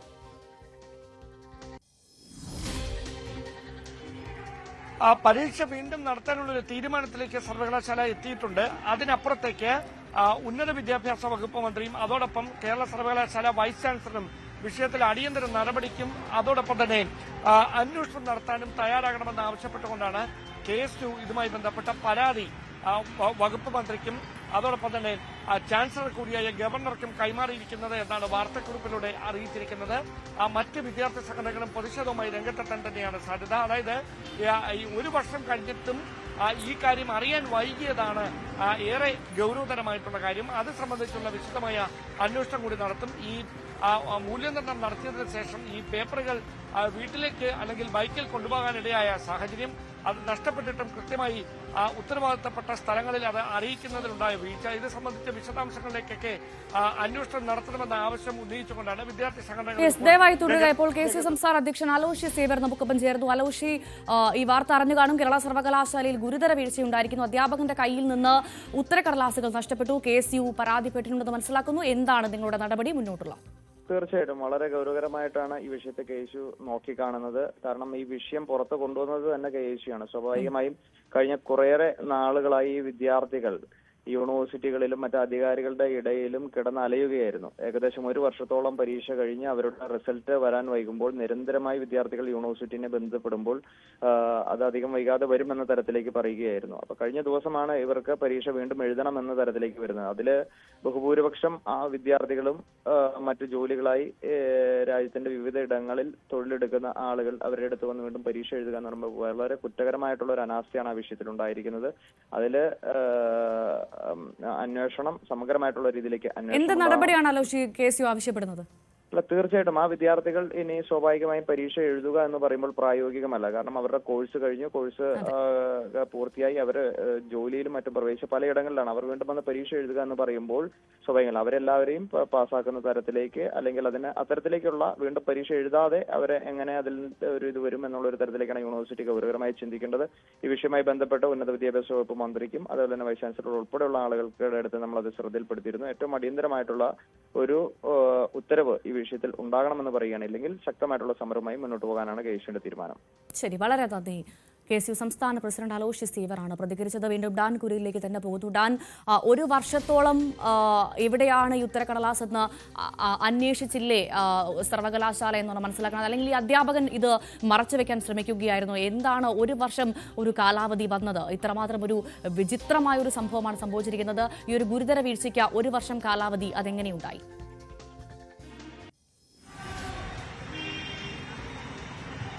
ഈ അധ്യാപകൻ ഇതിന്റെ വിശദാംശങ്ങൾ അധികൃതരെ അറിയിക്കാൻ വൈകുകയായിരുന്നുവെന്ന വിവരങ്ങളാണ് ലഭിക്കുന്നത്. അതുകൊണ്ട് തന്നെയാണ് സർവകലാശാല അധികൃതർക്ക് അത് അറിയാൻ കഴിയാതെ പോയതും. സാധാരണയായി പരീക്ഷകൾ നടന്ന് അതിന്റെ ഫലം പ്രസിദ്ധീകരിക്കുന്നത് കാലതാമസം നേരിടുന്നത് നമുക്കൊക്കെ അറിവുള്ളതാണ്. അങ്ങനെയുള്ള ഒരു നടപടി മാത്രമാണ്. അതിനപ്പുറത്തേക്ക് ഇങ്ങനെ ഈ ഉത്തരക്കടലാസുകൾ നഷ്ടപ്പെട്ട ഒരു സാഹചര്യം ഒരിക്കലും സർവകലാശാലയുടെ ഒരു പരിഗണനയിൽ അങ്ങനെ ഒരു കാര്യത്തെപ്പറ്റി അധികൃതർ അറിഞ്ഞിരുന്നില്ല എന്ന സൂചനകളാണ് പുറത്തു വരുന്നത്. പക്ഷേ ഒരു വർഷം കഴിഞ്ഞിട്ടും ഇതുമായി ബന്ധപ്പെട്ട ഫലം പ്രസിദ്ധീകരിക്കാൻ തയ്യാറാകാതിരുന്നതോടെ നടത്തിയ അന്വേഷണത്തിലാണ് ഈ 71 ഉത്തരക്കടലാസുകൾ 5 കോളേജുകളിലെ 71 ഉത്തരക്കടലാസുകൾ MBA ഫിനാൻസ് പേപ്പറിന്റെ ഉത്തരക്കടലാസുകൾ കാണാനില്ല എന്ന വിവരം ബോധ്യപ്പെടുന്നത്. അങ്ങനെയാണ് സർവകലാശാല അതുമായി ബന്ധപ്പെട്ട അന്വേഷണം നടത്തുന്നത്. അവിടെയാണ് അധ്യാപകൻ വിശദീകരണവുമായി രംഗത്തെത്തുന്നത്. താൻ ബൈക്കിൽ പോകുന്ന വഴി ഈ 71 പേപ്പറുകൾ നഷ്ടപ്പെടുകയായിരുന്നു എന്ന വിവരം സർവകലാശാല അധികൃതരെ അറിയിക്കുന്ന ഒരു പശ്ചാത്തലമുണ്ടായത്. അതിനപ്പുറത്തേക്ക് ഇത് നേരത്തെ തന്നെ അറിയിക്കുന്ന ഒരു സാഹചര്യം ഉണ്ടായിരുന്നുവെങ്കിൽ ഇങ്ങനെ ഒരു കാലതാമസം നേരിടില്ലായിരുന്നു. വിദ്യാർത്ഥികൾക്ക് ഇതിന്റെ ഫലം പ്രസിദ്ധീകരിക്കാത്തതിന്റെ കാരണം തേടി ഇങ്ങനെ അലയേണ്ട ഒരു സാഹചര്യം വരില്ലായിരുന്നു. അത് അവരുടെ മുമ്പോട്ടുള്ള ഈ പഠനം പൂർത്തിയാക്കി ജോലിയിൽ പ്രവേശിക്കുന്നതിനെയൊക്കെ വലിയ തരത്തിൽ ഗൗരവതരമായി ബാധിച്ചിരിക്കുന്ന ഒരു സാഹചര്യം കൂടിയുണ്ട്. അതിനിടയിലാണ് ഈ പരീക്ഷ വീണ്ടും നടത്താനുള്ള ഒരു തീരുമാനത്തിലേക്ക് സർവകലാശാല എത്തുന്നത്. എന്തായാലും ചാൻസലർ കൂടിയായ ഗവർണറും ഉന്നത വിദ്യാഭ്യാസ വകുപ്പ് മന്ത്രിയും ഏത് തുടർ നടപടികൾക്കായിരിക്കും ശുപാർശ ചെയ്യുക എന്നതാണ് ഇനി അറിയാനുള്ളത്. തീർച്ചയായും അതാണ് ഉന്നത വിദ്യാഭ്യാസ മന്ത്രി ഏതു തരത്തിൽ ഈ വിഷയത്തിൽ ഇടപെടുമെന്നാണ് അറിയാനുള്ളത്. എന്തായാലും ഒരു അധ്യാപകന്റെ ഭാഗത്തുനിന്നുണ്ടായത് ഗുരുതര വീഴ്ചയാണ്. ബൈക്കിൽ പോകുമ്പോൾ 21ഓളം വിദ്യാർത്ഥികളുടെ പരീക്ഷാ പേപ്പറാണ് നഷ്ടപ്പെടുന്നത്. അതും ഒരു വർഷത്തോളം ഈ വിവരം പുറത്തറിയാതെ വെച്ചു എന്നുള്ളതും ഗുരുതര വീഴ്ചയാണ്. സർവകലാശാല ഉത്തരം പറഞ്ഞേ മതിയാകൂ. ഡാൻ കുര്യനാണ് വിവരങ്ങൾ നൽകിയത്. നന്ദി. ഇടുക്കി അരമനപ്പാറ എസ്റ്റേറ്റിൽ നിന്നും നവജാത ശിശുവിന്റെ ശരീരഭാഗം ലഭിച്ച സംഭവം കൊലപാതകമെന്ന് പോലീസ്. കുട്ടിയെ പ്രസവിച്ച ഉടനെ കൊലപ്പെടുത്തി മാതാവ് കുഴിച്ചിട്ടു. ശ്വാസം മുട്ടിച്ച് കൊലപ്പെടുത്തിയെന്നാണ് ജാർഖണ്ഡ് സ്വദേശിനിയായ പൂനം സോറൻ പോലീസിന് നൽകിയ മൊഴി. പ്രിൻസ് ജെയിംസ് ചേരുന്നു. പ്രിൻസ്, നമ്മളേറെ ഞെട്ടിച്ചൊരു വാർത്തയാണ് ഇപ്പോൾ ഇതാ കൊലപാതകത്തിന്റെ വിവരം പുറത്തു വരികയാണിത്. അതും കുഞ്ഞിനെ അതിക്രൂരമായി കൊലപ്പെടുത്തി എന്നുള്ള വിവരം വരുന്നു. ശ്വാസം മുട്ടിച്ചാണ് കൊലപ്പെടുത്തിയത്. എന്താണ് ഈ പ്രതി പോലീസിന് നൽകിയ മൊഴി? വളരെ വേദനാജനകമായ ഒരു സംഭവമായിരുന്നു രാത്രി ജലനാപാതയിൽ ഇറങ്ങിയത്. മൃതദേഹം കുട്ടിയുടെ മൃതദേഹം നായ്ക്കൾ വലിച്ചുകൊണ്ട് കൃഷിയിടങ്ങളിലൂടെ നടക്കുന്നത് നാട്ടുകാർക്കാണ്. ചെറിയൊരു സാങ്കേതിക തകരാറുണ്ട്. ഇടുക്കി അരമനപ്പാറ എസ്റ്റേറ്റിൽ നിന്നും നവജാത ശിശുവിന്റെ ശരീരഭാഗം ലഭിച്ച സംഭവം കൊലപാതകമെന്ന് പോലീസ്. പ്രിൻസ് തുടരുന്നുണ്ട്. പ്രിൻസ്, പറയാം. കഴിഞ്ഞ ദിവസമാണ് ഇത്തരത്തിലൊരു വേദനാജനകമായ ഒരു സംഭവം ഇടുക്കി രാജകുമാരിക്ക് സമീപം അരമനപ്പാറയിലെ ഒരു കൃഷിയിടത്തിൽ നടന്നത്. നമ്മുടെ ജോലിക്ക് തൊഴിലാളികളായിരുന്നു ഈ സംഭവം കണ്ടത്. നായ്ക്കൾ കടിച്ചു വലിക്കുന്ന രീതിയിലായിരുന്നു മൃതദേഹാവശിഷ്ടങ്ങൾ കണ്ടെത്തിയത്. തുടർന്ന് പോലീസിന് വിവരം അറിയിക്കുകയായിരുന്നു. സംഭവത്തെ തുടർന്ന് ജാർഖണ്ഡ് സ്വദേശിയെ കസ്റ്റഡിയിലെടുക്കുകയും എന്നാൽ ഈ സംഭവത്തിൽ ഇവർ അറിയിക്കുന്നത് കുട്ടി ജനിച്ചു ഉടനെ മരണപ്പെട്ടു എന്നായിരുന്നു. മാസം തികയാതെ ജനിച്ചു എന്നതായിരുന്നു. എന്നാൽ പോസ്റ്റ്മോർട്ടത്തിൽ കുട്ടി മാസം തികഞ്ഞും 9 മാസം തികഞ്ഞ് പൂർണ്ണ ആരോഗ്യവാനായാണ് ജനിച്ചതെന്ന് മനസ്സിലാക്കിയും തുടർന്ന് ചോദ്യം ചെയ്യുകയായിരുന്നു. അപ്പോഴാണ് കാര്യങ്ങൾ വ്യക്തമാകുന്നത്. ഈ യുവതിയുടെ ഭർത്താവ് 7 മാസങ്ങൾക്ക് മുൻപ് മരണപ്പെട്ടിരുന്നു. അതിനുശേഷം ഇയാൾ മറ്റൊരാളോടൊപ്പമായിരുന്നു ജീവിച്ചു വന്നിരുന്നത്. എന്നാൽ ഇവർ ഗർഭിണിയാണെന്നുള്ള വിവരം മറച്ചുവെച്ചു. എന്നാൽ ഈ പ്രസവത്തോടനുസരിച്ച് ഏതാനും ദിവസങ്ങൾ ജോലിക്ക് പോകാതിരിക്കുകയും പ്രസവശേഷം കുട്ടിയെ കഴുത്തിനെടുത്ത് കൊലപ്പെടുത്തിയ ശേഷം കുഴിച്ചിടുകയുമായിരുന്നു. ഇങ്ങനെയാണ് സംഭവങ്ങൾ നടന്നത്. എന്തായാലും സംഭവത്തിൽ ഈ പ്രതിയെ അറസ്റ്റ് ചെയ്യപ്പെട്ടിട്ടുണ്ട്. ഇന്ന് തെളിവെടുപ്പിന് ശേഷം കോടതിയിൽ ഹാജരാക്കുമെന്നാണ് കരുതുന്നത്. ഭവ്യ. പ്രിൻസ് ജെയിംസ് ആണ് വിവരങ്ങൾ നൽകിയത്. കരുനാഗപ്പള്ളിയിൽ കൊട്ടേഷൻ കൊലപാതകത്തിൽ മുഖ്യപ്രതി അലുവ അതുൽ അടക്കം 4 പേർക്കായി അന്വേഷണം ഊർജിതമാക്കി പോലീസ്. കൊലപാതകം നടന്ന് 2 ദിവസം കഴിഞ്ഞിട്ടും പ്രധാന പ്രതികളെ പിടികൂടാൻ അന്വേഷണ സംഘത്തിന് സാധിച്ചിട്ടില്ല. ഇന്നലെ കൃത്യത്തിൽ പങ്കെടുത്ത രാജപ്പൻ, പ്രതികളെ സഹായിച്ച അതുൽ എന്നിവരെ പിടികൂടിയിരുന്നു. എസ് വിനീഷ് വിവരങ്ങളുമായി ചേരുന്നു. വിനീഷ്, പ്രധാന പ്രതികൾ എവിടെ എന്ന ചോദ്യമാണ് ബാക്കി നിൽക്കുന്നത്. തീർച്ചയായും കവിത, പോലീസിന്റെ ഭാഗത്തു നിന്ന് അത്തരത്തിലുള്ള ഒരു അന്വേഷണമാണ് ഇപ്പോൾ നടക്കുന്നത്. കരുനാഗപ്പള്ളിയിൽ യുവാവിനെ വീട് കയറി വെട്ടിക്കൊലപ്പെടുത്തിയ സംഭവത്തിൽ 2 പേരാണ് ഇപ്പോൾ പോലീസ് പിടിയിലായിട്ടുള്ളത്. ഭവിത സൂചിപ്പിച്ചതുപോലെ തന്നെ രാജപ്പൻ എന്ന് വിളിക്കുന്ന രാജീവ്, അതുപോലെ തന്നെ ചക്കര അതുൽ എന്ന് വിളിക്കുന്ന അതുൽ എന്നിവരാണ് പിടിയിലായത്. ഇതിൽ രാജപ്പൻ കൃത്യത്തിൽ പങ്കെടുത്ത ആളാണെന്നാണ് പോലീസ് പറയുന്നത്.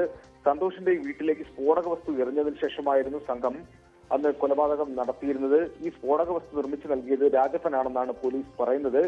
ശേഷം പിടിയിലായ അതുൽ പ്രതികൾക്ക് സഹായം എത്തിച്ച ആളാണെന്ന് പറയുന്നുണ്ട്. പക്ഷെ ഇയാൾ ഏത് വിധത്തിലാണ് സഹായങ്ങൾ ചെയ്തു നൽകിയത് എന്നുള്ളതിനെ കുറിച്ച് ഇനി ചോദ്യം ചെയ്യുമ്പോൾ മാത്രമേ അറിയാൻ കഴിയുള്ളൂ. അതുലിനെ ഇന്ന് വിശദമായി ചോദ്യം ചെയ്യും എന്ന് നമ്മൾ അറിയുന്നു. 1-ാം പ്രതി അലുവ അതുൽ, 2-ാം പ്രതി പ്യാരി, 3-ാം പ്രതി ഹരി എന്നിവരാണ് ഇനി പിടിയിലാകാനുള്ളത്.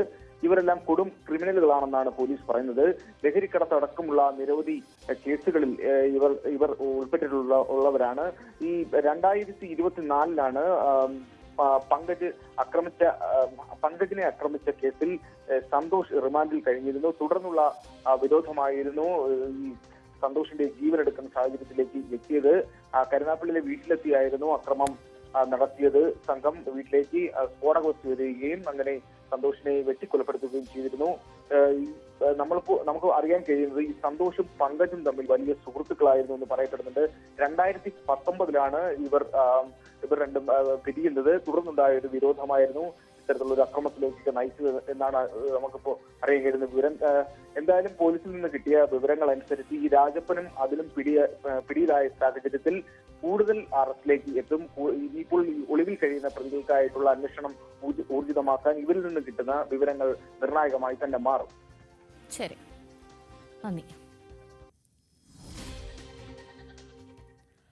തൊടുപുഴയിലെ കൊട്ടേഷൻ കൊലപാതകത്തിൽ നിർണായക വഴിത്തിരിവ്. പ്രതിപട്ടികയിൽ കൂടുതൽ പേർ ഉൾപ്പെടാൻ സാധ്യത. മുഖ്യപ്രതി ജോമോന്റെ കുടുംബത്തിന്റെ പങ്കാളിത്തമാണ് പോലീസ് അന്വേഷിക്കുന്നത്. PA സാഗർ ചേരുന്നു കൂടുതൽ വിവരങ്ങളുമായി. സാഗർ, എന്താണ് കൂടുതൽ വിശദാംശങ്ങൾ? തൊടുപുഴയിൽ നടന്ന ബിജുവിനെ കൊലപ്പെടുത്തിയ കേസിലാണ് ഇപ്പോൾ പുതിയ വഴിത്തിരിവ് ഉണ്ടായിരിക്കുന്നത്. ഈ കേസിലെ ഒരു പ്രതി ഈ കാപ്പ കേസ് പ്രതിയായ ആഷിഖിനെ ചോദ്യം ചെയ്തപ്പോഴാണ് കേസിൽ ഇതുവരെ ലഭിക്കാത്ത ഒരു കാര്യം പോലീസിന് ലഭിച്ചത്.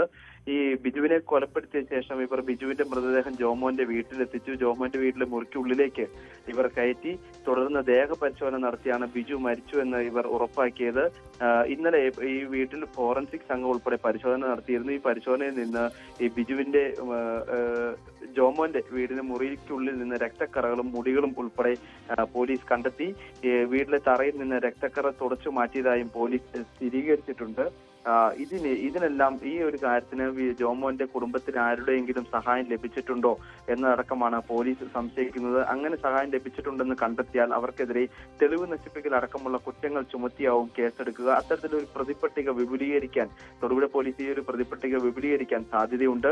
അതുപോലെ തന്നെ പ്രതിയായ ആഷിഖിന്റെ ഷൂവിൽ നിന്ന് രക്തക്കറ പോലീസ് കണ്ടെത്തിയിട്ടുണ്ട്. ഈ തട്ടിക്കൊണ്ടുവന്ന വാനിൽ വെച്ച് ബിജുവിന്റെ തലയിൽ കാലുകൊണ്ട് ശക്തമായി ചവിട്ടിയത് ഈ കാപ്പ കേസിലെ പ്രതിയായ ഈ ആഷിഖാണ്. ഇവർ കൊലപാതകത്തിന് ശേഷം ഈ ആഷിഖിനെ കാപ്പ കേസിൽ പിടിയിലായതോടെ മറ്റു പ്രതികളുമായി ആഷിഖിന് സമ്പർക്കമില്ലായിരുന്നു. അതുകൊണ്ടാണ് ഈ ആഷിഖ് നടന്ന കാര്യങ്ങളെല്ലാം തന്നെ പോലീസിനോട് തുറന്നു പറഞ്ഞതും ഈ ജോമോന്റെ കുടുംബത്തിലെ അംഗങ്ങളുടെ കാര്യങ്ങൾ കൂടി പോലീസിന് ഇതിലൂടെ ലഭ്യമായതും. ഈ ആഷിഖിന്റെ കസ്റ്റഡി കാലാവധി 31 തീയതി വരെയാണ്. ഈ കസ്റ്റഡി കാലാവധിക്ക് ശേഷം വീണ്ടും ഇന്നലെ മറ്റു പ്രതികളെ കോടതിയിൽ ഹാജരാക്കി റിമാൻഡ് ചെയ്തിരുന്നു. 1, 2, 4 പ്രതികളെയാണ് ഇന്നലെ റിമാൻഡ് ചെയ്തത്. ഇവരെ ആവശ്യമെങ്കിൽ വീണ്ടും കസ്റ്റഡിയിൽ വാങ്ങും. അതുപോലെ തന്നെ ഇന്നലെ ജോമോന്റെ വീട്ടിലും ബിജുവിന്റെ മൃതദേഹം ബന്ധിക്കാൻ ഉപയോഗിച്ച ഷൂവിന്റെ ലേസ് വാങ്ങിയ കടയിലും ഉൾപ്പെടെ ബിജുവിനെ കൊന്നു കുഴിച്ചുമൂടിയ ഗോഡൌണിലും ഉൾപ്പെടെ പോലീസ് പ്രതികളെ എത്തിച്ച് തെളിവെടുപ്പ് നടത്തിയിരുന്നു. ഈ ഒരു തെളിവെടുപ്പിലും ചോദ്യം ചെയ്യലുമാണ് ഇതിലൊരു പ്രതിയായ ആഷിഖ് ഈ ജോമോന്റെ കുടുംബാംഗങ്ങൾ ഉൾപ്പെടുന്നവരുടെ കാര്യങ്ങൾ പോലീസിനോട് വിശദീകരിച്ചത്. എന്തായാലും ഇന്ന് ഇതിലൊരു തുടർ നടപടി ഉണ്ടാകുമെന്ന് തന്നെയാണ് കരുതുന്നത്. ഭവ്യ, ശരി. PA സാഗറാണ് വിവരങ്ങൾ നൽകിയത്. തിരിച്ചെത്താം മറ്റു വാർത്തകളിലേക്ക് ഒരിടവേളയ്ക്ക് ശേഷം.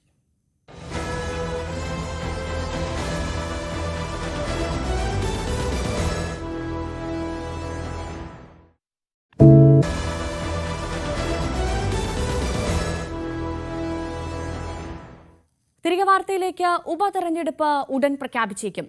കേന്ദ്ര തെരഞ്ഞെടുപ്പ് കമ്മീഷൻ നിലമ്പൂർ അടക്കമുള്ള 6 നിയമസഭാ മണ്ഡലങ്ങളിലെ തെരഞ്ഞെടുപ്പിനായി ഒരുക്കങ്ങൾ ആരംഭിച്ചു കഴിഞ്ഞു. മെയ് മാസത്തിൽ തെരഞ്ഞെടുപ്പ് നടത്താനാണ് നീക്കം. വോട്ടർ പട്ടിക ഉടൻ പ്രസിദ്ധീകരിക്കും. അതേസമയം ഉപതെരഞ്ഞെടുപ്പിനായുള്ള ഒരുക്കങ്ങൾ രാഷ്ട്രീയ പാർട്ടികളും ആരംഭിച്ചു. PV അൻവർ രാജിവെച്ചതിനെ തുടർന്നാണ് നിലമ്പൂരിൽ ഉപതെരഞ്ഞെടുപ്പ് നടക്കുന്നത്. CV അനുമോദും ഒപ്പം ഡാൻ കുര്യനും തിരുവനന്തപുരത്ത് നിന്ന് ചേരും വിവരങ്ങളുമായി. ആദ്യം CV അനുമോദിലേക്കാണ്. അനുമോദ്, നമുക്കറിയാം മാര്യാടൻ ഷൗക്കത്തും VS ജോയും ഈ 2 പേരും നമ്മൾ കേട്ടതാണ്. ഇതിന് പുറമെ പൊതുസമ്മതനായ മറ്റൊരു പുതുമുഖ സ്ഥാനാർത്ഥിയെ കൂടി പരിഗണിക്കുന്നുണ്ടോ കോൺഗ്രസ് എന്നാണ് മനസ്സിലാക്കേണ്ടത്. അത്തരമൊരു സ്ഥാനാർത്ഥി, ഒരു സർപ്രൈസ് എൻട്രി ഉണ്ടാകുമോ? എന്താണ് അവിടെ നിന്ന് ലഭിക്കുന്ന വിവരങ്ങളൊക്കെ?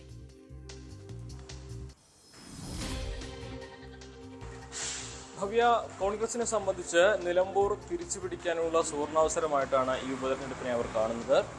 ഏറെക്കാലമായി തങ്ങളുടെ കുത്തക മണ്ഡലമായിരുന്നു നിലമ്പൂർ.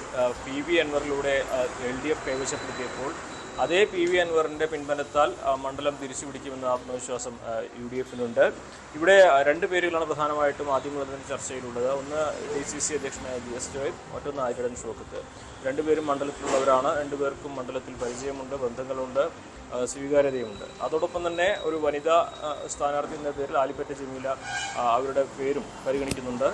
ഇങ്ങനെ 3 പേരുകൾ മാത്രമാണുള്ളത്. അതിൽ ഏറ്റവും അനുകൂലമായിട്ടുള്ള സാഹചര്യങ്ങൾ ജോയിക്കും ഷൗക്കത്തിനും തന്നെയാണ്. ഇതിൽ ആര് എന്നുള്ള കാര്യത്തിലൊക്കെ വലിയ ചർച്ചകൾ ഇപ്പോഴും പുരോഗമിച്ചുകൊണ്ടിരിക്കുകയാണ്. PV അൻവർ ഇവർക്കൊപ്പം ഇതിൽ ആര് സ്ഥാനാർത്ഥിയായാലും തൻ്റെ പിന്തുണ ഉണ്ടാകുമെന്ന് പ്രഖ്യാപിച്ചിട്ടുണ്ട്. നേരത്തെ PS ജോയി മത്സരിക്കണം എന്നാണ് തൻ്റെ വ്യക്തിപരമായ ആഗ്രഹമെന്ന് അൻവർ പ്രസ്താവിച്ചിരുന്നു. അത് വലിയ വിവാദങ്ങളായിരുന്നു. പക്ഷേ UDF ആരെ നിശ്ചയിച്ചാലും അവർക്ക് പിന്തുണ കൊടുക്കുമെന്ന് അൻവർ നിരുപാധിക പിന്തുണയാണ് പ്രഖ്യാപിച്ചിരിക്കുന്നത്. അതുകൊണ്ട് തന്നെ അൻവറിൻ്റെ ഈ ഒരു പിന്തുണ അത് UDF-നെ സംബന്ധിച്ച് മത്സരം ജയിക്കാനുള്ള സാഹചര്യങ്ങൾ ഒരുക്കുമെന്ന പ്രതീക്ഷ വലിയ തോതിൽ തന്നെ ഉയർത്തുന്നുണ്ട്. മറുവശത്തെ ഇടതുപക്ഷമാകട്ടെ UDF-ന്റെ സ്ഥാനാർത്ഥി ആരാണെന്ന് അറിഞ്ഞതിന് ശേഷമേ സ്ഥാനാർത്ഥി ചർച്ചകളും അല്ലെങ്കിൽ പ്രഖ്യാപനമൊക്കെ ഉണ്ടാകൂ എന്നുള്ള നിലപാടാണ്. നമുക്കറിയാം ഇത് LDF-ന്റെ ഒരു കുത്തക മണ്ഡലമൊന്നുമല്ല. PV അൻവർ എന്ന സ്വതന്ത്രനിലൂടെ LDF നേടിയൊരു മണ്ഡലമാണ്. സ്വാഭാവികമായിട്ടും അവിടെ ഒരു സ്വതന്ത്രനെ പരീക്ഷിക്കുന്ന കാര്യം എപ്പോഴും ഇടതുപക്ഷത്തിൻ്റെ പരിഗണനയിലുണ്ട്. ഒരുപക്ഷെ UDF-ൽ നിന്ന് ഇടതുപക്ഷത്തിലേക്ക് ഏതെങ്കിലും നേതാക്കൾ വരികയാണെങ്കിൽ അവരെ സ്വതന്ത്ര സ്ഥാനാർത്ഥിയായിട്ട് പരിഗണിക്കുമെന്ന വിവരമുണ്ട്. അതോടൊപ്പം തന്നെ അങ്ങനെ ഉണ്ടായിട്ടില്ല എങ്കിൽ ഇടതുപക്ഷത്തിന് ഏതെങ്കിലും യുവ നേതാക്കളെ അവർക്ക് ഒരു അവസരം നൽകി ഒരു കരുത്തുറ്റ പോരാട്ടം നടത്തി മണ്ഡലം നിലനിർത്താൻ കഴിയുമെന്നൊരു കണക്കൂട്ടലും ഇടതുപക്ഷത്തിലുണ്ട്. എന്നാണെങ്കിലും ഇവിടെ UDF-ന് ഒരു മേൽക്കൈയുണ്ട് എന്നുള്ള കാര്യം നമുക്ക് വിസ്മരിക്കാൻ കഴിയുന്നതല്ല. അതോടൊപ്പം തന്നെ PV അൻവറിൻ്റെ സാന്നിധ്യം, PV അൻവറിനെ സംബന്ധിച്ച് താൻ ഉന്നയിച്ച കാര്യങ്ങൾ അതിൽ ജനങ്ങളുടെ പിന്തുണ തനിക്കുണ്ട് എന്ന് ബോധ്യപ്പെടുത്തണമെങ്കിൽ ഇവിടെ LDF-നെ തോൽപ്പിച്ചേ മതിയാകൂ. മറുവശത്താണെങ്കിൽ അൻവർ നടത്തിയത് അതിന് ജനപിന്തുണ ഇല്ല എന്ന കാര്യം ഉറപ്പിക്കുവാനും നിയമസഭാ തെരഞ്ഞെടുപ്പിന് മുൻപായി നടക്കുന്ന ഉപതെരഞ്ഞെടുപ്പിൽ ഒരു വിജയം നേടി 3ാം വട്ടവും അധികാരത്തിലേക്ക് എത്തും എന്നതിൻ്റെ സൂചന ശക്തമാക്കുവാൻ ഇടതുപക്ഷത്തിനും ഇവിടെ വിജയം അനിവാര്യമാണ്. അങ്ങനെ പല തരത്തിലുള്ള രാഷ്ട്രീയ കാരണങ്ങൾ കൊണ്ടാണ് ഇടതുപക്ഷത്തിനും UDF-നും ഒരുപോലെ നിലമ്പൂരിലെ ഉപതെരഞ്ഞെടുപ്പ് നിർണായകമാവുന്നത്. എന്നാണെങ്കിലും ചർച്ചകൾ ഈ തെരഞ്ഞെടുപ്പ് എന്നാണെന്ന് പ്രഖ്യാപിച്ചില്ലെങ്കിൽ പോലും ചർച്ചകളൊക്കെ തന്നെ മണ്ഡലത്തിൽ സജീവമായി കഴിഞ്ഞിരിക്കുന്നു. തീർച്ചയായും അൻവർ എഫക്റ്റ് അത് ആർക്ക് ഗുണമാകും, ആർക്ക് കോട്ടമാകുമെന്ന് നമുക്ക് കാത്തിരുന്ന് കാണണം. ഞാൻ ഡാനിലേക്ക് എത്താം. അതിനു മുൻപ് നിലമ്പൂർ ഉപതെരഞ്ഞെടുപ്പ് വിജ്ഞാപനം ഉടൻ ഉണ്ടായേക്കുമെന്ന സൂചനകൾക്കിടെ സ്ഥാനാർത്ഥി നിർണയ ചർച്ചകൾ സജീവമാക്കി UDF. ആര്യടൻ ഷൗക്കത്തിനും VS ജോയിക്കും പുറമെ പൊതുസമ്മതനായ പുതുമുഖ സ്ഥാനാർത്ഥി പരിഗണിക്കണമെന്ന ആവശ്യവും നേതൃത്വത്തിന്റെ പരിഗണനയിലുണ്ട്. ഉപതെരഞ്ഞെടുപ്പ് അടുത്തിരിക്കെ PV അൻവറിന്റെ UDF പ്രവേശനം സംബന്ധിച്ച കാര്യത്തിലും ഉടൻ തീരുമാനമുണ്ടായേക്കുമെന്നാണ് സൂചന. MLA സ്ഥാനം രാജിവെച്ചതിന് പിന്നാലെ നിലമ്പൂർ ഉപതെരഞ്ഞെടുപ്പിൽ VS ജോയിയെ UDF സ്ഥാനാർത്ഥിയാക്കണമെന്ന് ആവശ്യപ്പെട്ടത് PV അൻവർ തന്നെ.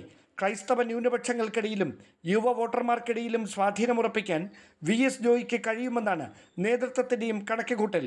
അതേസമയം ലോക്സഭാ നിയമസഭാ തെരഞ്ഞെടുപ്പുകളിൽ DCC അധ്യക്ഷന്മാർ മത്സരിക്കേണ്ടതില്ലെന്ന് ദേശീയ നേതൃത്വം നിലപാട് കടുപ്പിച്ചാൽ VS ജോയിയുടെ സ്ഥാനാർത്ഥിത്വം പരിങ്ങലിലാകും.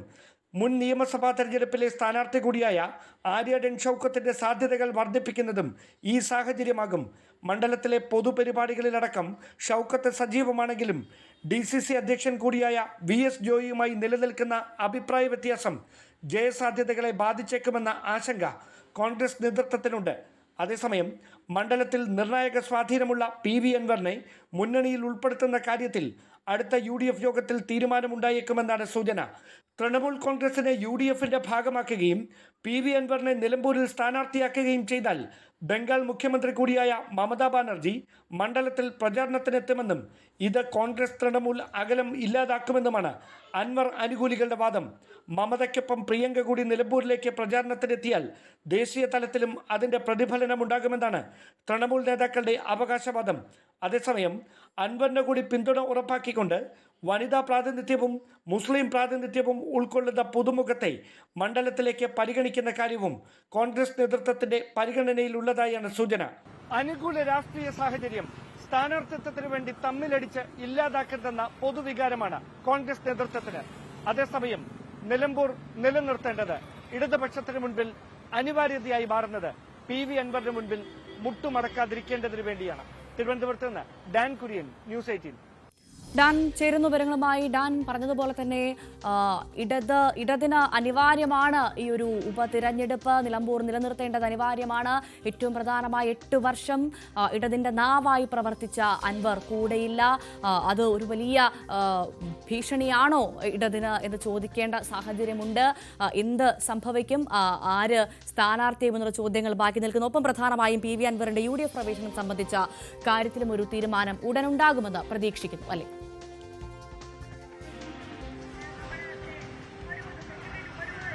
ഭവ്യ, PV അൻവർ രാജിവെച്ച ഒഴിവിലേക്കാണ് ഉപതെരഞ്ഞെടുപ്പ് നടക്കാൻ പോകുന്നത്. അതുകൊണ്ട് തന്നെ അൻവറിന് അവിടെ ഇടതുപക്ഷത്തെ പരാജയപ്പെടുത്തേണ്ടത് ഒരു അനിവാര്യതയാണ്. അൻവർ ഉയർത്തിയ ആരോപണങ്ങളുടെ കാമ്പ് തന്നെ അവിടെ ഈ ഉപതെരഞ്ഞെടുപ്പിൽ അൻവർ അനുകൂലിക്കുന്ന അല്ലെങ്കിൽ അൻവറുമായി ബന്ധപ്പെട്ട കേന്ദ്രങ്ങൾ മത്സരിക്കുമ്പോൾ ഉണ്ടാകുന്ന ഒരു വിജയത്തിൽ അല്ലെങ്കിൽ അവിടുത്തെ തെരഞ്ഞെടുപ്പിൽ അത് കൃത്യമായി പ്രതിഫലിക്കുമെന്നൊരു വിലയിരുത്തൽ തൃണമൂൽ കേന്ദ്രങ്ങൾക്കൊക്കെ ഉണ്ട്. അവിടെയാണ് UDFിലേക്കുള്ള PV അൻവറിന്റെ പ്രവേശനം സംബന്ധിച്ച ചർച്ചകളും വീണ്ടും സജീവമായിരിക്കുന്നത്. അത് വൈകിയേക്കില്ലെന്ന സൂചനകൾ തന്നെയാണ് പുറത്തുവരുന്നത്. അതിനിടെയാണ് സ്ഥാനാർത്ഥി നിർണയം സംബന്ധിച്ചുള്ള ചർച്ചകളിലേക്ക് കൂടി കോൺഗ്രസ് നേതൃത്വം കടന്നിരിക്കുന്നത്. പ്രധാനമായി ആദ്യഘട്ടം മുതൽ DCC അധ്യക്ഷൻ കൂടിയായ VS ജോയിയുടെയും മുൻ സ്ഥാനാർത്ഥിയായ ആര്യടൻ ഷൌക്കത്തിന്റെ പേരുകളായിരുന്നു അവിടെ സജീവമായി ചർച്ചകളിൽ നിറഞ്ഞത്. പക്ഷേ ഈ VS ജോയിക്കും ആര്യടൻ ഷൌക്കത്തിനും ഇടയിൽ നിലനിൽക്കുന്ന ചില തർക്കങ്ങളുണ്ട്. അതിന് ഏറെ നാളുകളായി അത്തരം തർക്കങ്ങൾ ആരംഭിച്ചിട്ട് ഏറെ നാളുകൾ ആകുകയും ചെയ്തതാണ്. പക്ഷെ അത് കൃത്യമായി പരിഹരിക്കാൻ നേതൃത്വത്തിന് കഴിയാതെ പോകുന്ന ഒരു പശ്ചാത്തലമാണ്. ജയസാധ്യതകൾക്ക് മങ്ങലേൽപ്പിക്കുമോ എന്ന ഒരു ആശങ്കയിലേക്ക് കോൺഗ്രസ് നേതൃത്വത്തെ എത്തിക്കുന്നത് എന്ന് വേണം കരുതാൻ. പക്ഷേ അതിന് പരിഗണന കൊടുക്കാതെ VS ജോയിയെ തന്നെ പരിഗണിക്കണമെന്ന ആവശ്യം ഒരു വിഭാഗം മുതിർന്ന നേതാക്കൾ ഹൈക്കമാൻഡിനെ അറിയിച്ചതായാണ് സൂചന. അതിനപ്പുറത്തേക്ക് ആര്യടൻ ഷൌക്കത്തും ശക്തമായ അവകാശവാദവുമായി തന്നെ രംഗത്തുണ്ട്. അതിനിടയിലാണ് PV അൻവറിനെ അവിടെ വീണ്ടും സ്ഥാനാർത്ഥിയാക്കണം, UDFന്റെ സ്ഥാനാർത്ഥിയായി അൻവറിനെ തന്നെ മത്സരിപ്പിക്കണമെന്ന ആവശ്യവുമായി ഒരു വിഭാഗം രംഗത്തെത്തുന്നത്. തൃണമൂൽ നേതാക്കളും ആ ആവശ്യം തന്നെയാണ് UDF നേതൃത്വത്തോട് ആവശ്യപ്പെടാൻ ഇരിക്കുന്നത്. അതിൽ എത്ര കണ്ട് ഒരു പരിഗണന UDFന്റെ ഭാഗത്തുനിന്ന് കോൺഗ്രസ് ദേശീയ നേതൃത്വത്തിന്റെ ഭാഗത്തു നിന്നുണ്ടാകുമെന്നൊക്കെ കാത്തിരുന്ന് തന്നെ കാണണം. അവർ അതിന് മുമ്പോട്ട് വെക്കുന്ന ന്യായം തൃണമൂൽ സ്ഥാനാർത്ഥിയായി അല്ലെങ്കിൽ തൃണമൂലിന്റെ മുഖമായി PV അൻവർ നിലമ്പൂരിൽ മത്സരരംഗത്തേക്ക് എത്തിയാൽ മമതാ ബാനർജി അവിടെ പ്രചാരണത്തിനെത്തും. അത് ഇന്ത്യ മുന്നണിയെ ശക്തിപ്പെടുത്തുന്ന തരത്തിലേക്ക് കാര്യങ്ങൾ എത്തിക്കുന്നതിന് ദേശീയമായ ഒരു പ്രതിഫലനം ഉണ്ടാകുമെന്നൊക്കെയാണ് തൃണമൂൽ നേതാക്കൾ മുമ്പോട്ട് വെക്കുന്ന അവകാശവാദം. അതിൽ കോൺഗ്രസ് നേതൃത്വം എങ്ങനെയായിരിക്കും പ്രതികരിക്കുക എന്നത് കാത്തിരുന്ന് തന്നെ കാണേണ്ടി വരും.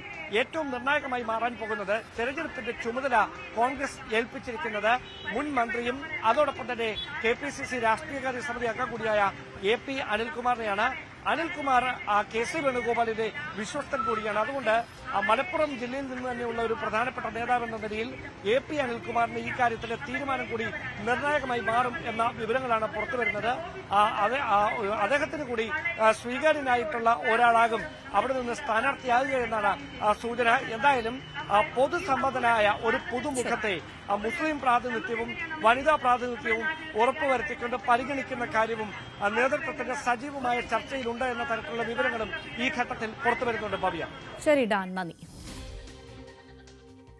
സെക്രട്ടേറിയറ്റിന് മുന്നിൽ സമരം കടുപ്പിക്കാൻ ആശമാർ. സമരത്തിന്റെ 50ാം ദിവസമായ തിങ്കളാഴ്ച സെക്രട്ടേറിയറ്റിന് മുന്നിൽ ആശമാർ മുടിമുറിച്ച് പ്രതിഷേധിക്കും.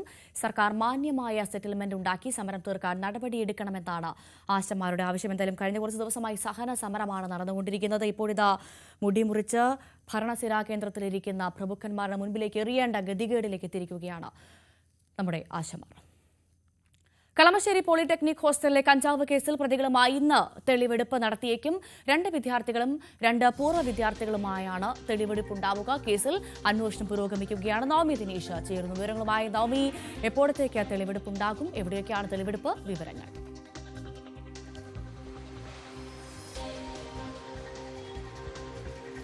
ഭവ്യ, കളമശ്ശേരി പോളിടെക്നിക് കോളേജിലെ ഹോസ്റ്റലിലായിരിക്കും പ്രധാനമായും തെളിവെടുപ്പ് നടത്തുക. കാരണം അവിടെ നിന്നാണ് കഞ്ചാവ് പിടികൂടിയത്. അതിൽ ആദ്യം പിടിയിലായ ആകാശ്, കോളേജിലെ തന്നെ വിദ്യാർത്ഥിയായ ആകാശിന്റെ മുറിയിൽ നിന്നും കഞ്ചാവ് പോലീസിന് പിടിച്ചെടുത്തിരുന്നു. പിന്നീട് നടത്തിയ അന്വേഷണത്തിലാണ് ആ കഞ്ചാവ് എത്തിച്ചത് പൂർവ്വ വിദ്യാർത്ഥികളാണെന്നും ആ കഞ്ചാവ് പ്രധാനമായും അവിടെ എത്താനുള്ളൊരു കാരണം അനുരാജ് എന്നൊരു വിദ്യാർത്ഥി, അനുരാജ് ഈ ലഹരിക്ക് വേണ്ടി കഞ്ചാവ് വാങ്ങുന്നതിന് വേണ്ടി കോളേജിൽ പണപ്പിരിവ് നടത്തിയെന്നുള്ള വിവരങ്ങളൊക്കെ പോലീസിന് ലഭിക്കുന്ന ഒരു സാഹചര്യമുണ്ടായി.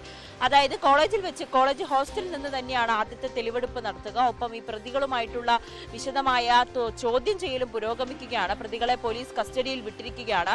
വിശദമായ ചോദ്യം ചെയ്യൽ നടക്കുന്നുണ്ട്. ഇതിൽ ഏറ്റവും പ്രധാനപ്പെട്ട കാര്യം എവിടെ നിന്നാണ് എവിടെയൊക്കെയാണ് മറ്റ് കോളേജുകളിലൊക്കെ ഈ വിദ്യാർത്ഥികൾ കഞ്ചാവ് എത്തിച്ചിട്ടുണ്ടോ, എത്ര കാലമായി ഇവിടേക്ക് കഞ്ചാവ് എത്തിക്കുന്നുണ്ട്, ഇതിൽ മറ്റു കുട്ടികളൊക്കെ ഇതിൽ ബന്ധപ്പെട്ടിട്ടുണ്ടോ, അങ്ങനെ നിരവധി കാര്യങ്ങൾ പോലീസിന് അന്വേഷിച്ചറിയേണ്ടതുണ്ട്.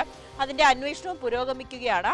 അതിനിടയിലായിരുന്നു ഇവർക്ക് കഞ്ചാവ് എത്തിച്ച, അതായത് പൂർവ്വ വിദ്യാർത്ഥികൾ കഞ്ചാവ് വാങ്ങുന്നത് ഇതര സംസ്ഥാന തൊഴിലാളികളായിട്ടുള്ള 2 പേർ, പെരുമ്പാവൂർ സ്വദേശികളായിട്ടുള്ള 2 പേരുണ്ട്. പെരുമ്പാവൂർ താമസിക്കുന്ന 2 ഇതര സംസ്ഥാന തൊഴിലാളികളുണ്ട്. അവരുടെ വീട്ടിൽ നടത്തിയ പരിശോധനയിലൊക്കെ പോലീസിന് കഞ്ചാവ് ലഭിക്കുകയും ചെയ്തു. ഒപ്പം അതിന്റെ കഞ്ചാവ് വാങ്ങിയ തുക ഒക്കെ ലഭിക്കുകയും എന്ന സാഹചര്യമുണ്ടായി. അങ്ങനെ വിശദമായൊരു ചോദ്യം ചെയ്യലാണ് പോലീസിന്റെ ഭാഗത്തു നിന്നും നടക്കുന്നത്. ഒപ്പം തെളിവെടുപ്പും അന്വേഷണവും ഒക്കെ പുരോഗമിക്കുന്നുണ്ട്. അതിന്റെ ഭാഗമായാണ് ഇപ്പോൾ ഈ വിദ്യാർത്ഥികളെ കോളേജിൽ എത്തിച്ച് തെളിവെടുക്കുന്നത്. വരും ദിവസങ്ങളിൽ കൂടുതൽ അറസ്റ്റ് ഉണ്ടാകുമെന്ന് തന്നെയാണ് പോലീസ് പറയുന്നത്.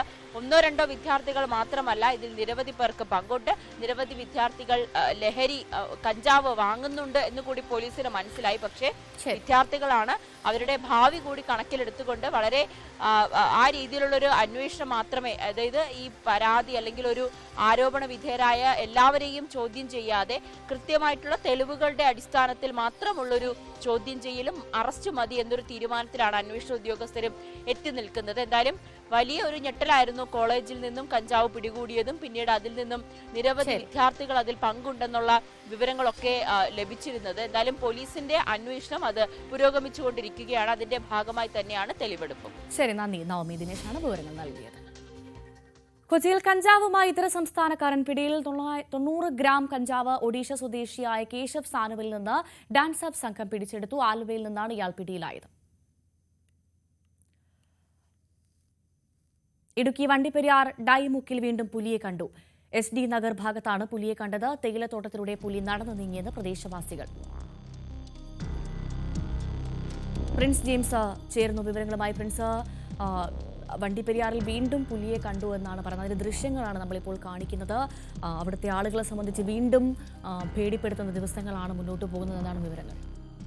ഭവ്യ, കഴിഞ്ഞ ദിവസം കടുവയെ പിടികൂടിയതിന് പിന്നാലെയാണ് ഇപ്പോൾ പുലിയുടെ സാന്നിധ്യം വണ്ടിപ്പെരിയാർ മേഖലയിൽ അനുഭവപ്പെടുന്നത്. ഏതാനും ദിവസങ്ങളായി ഇവിടെ പുലി ഉണ്ട് എന്നാണ് നാട്ടുകാർ പറയുന്നത്.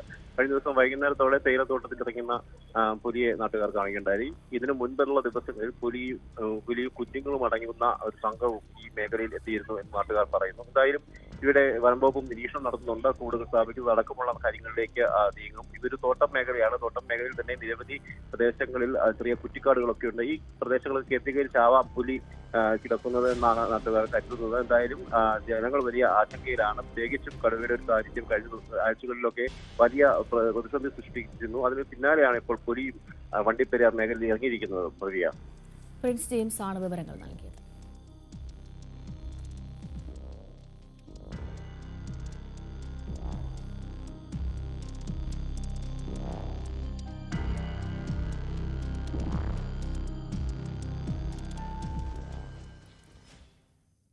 കുട്ടി ക്രിക്കറ്റ് പൂരം.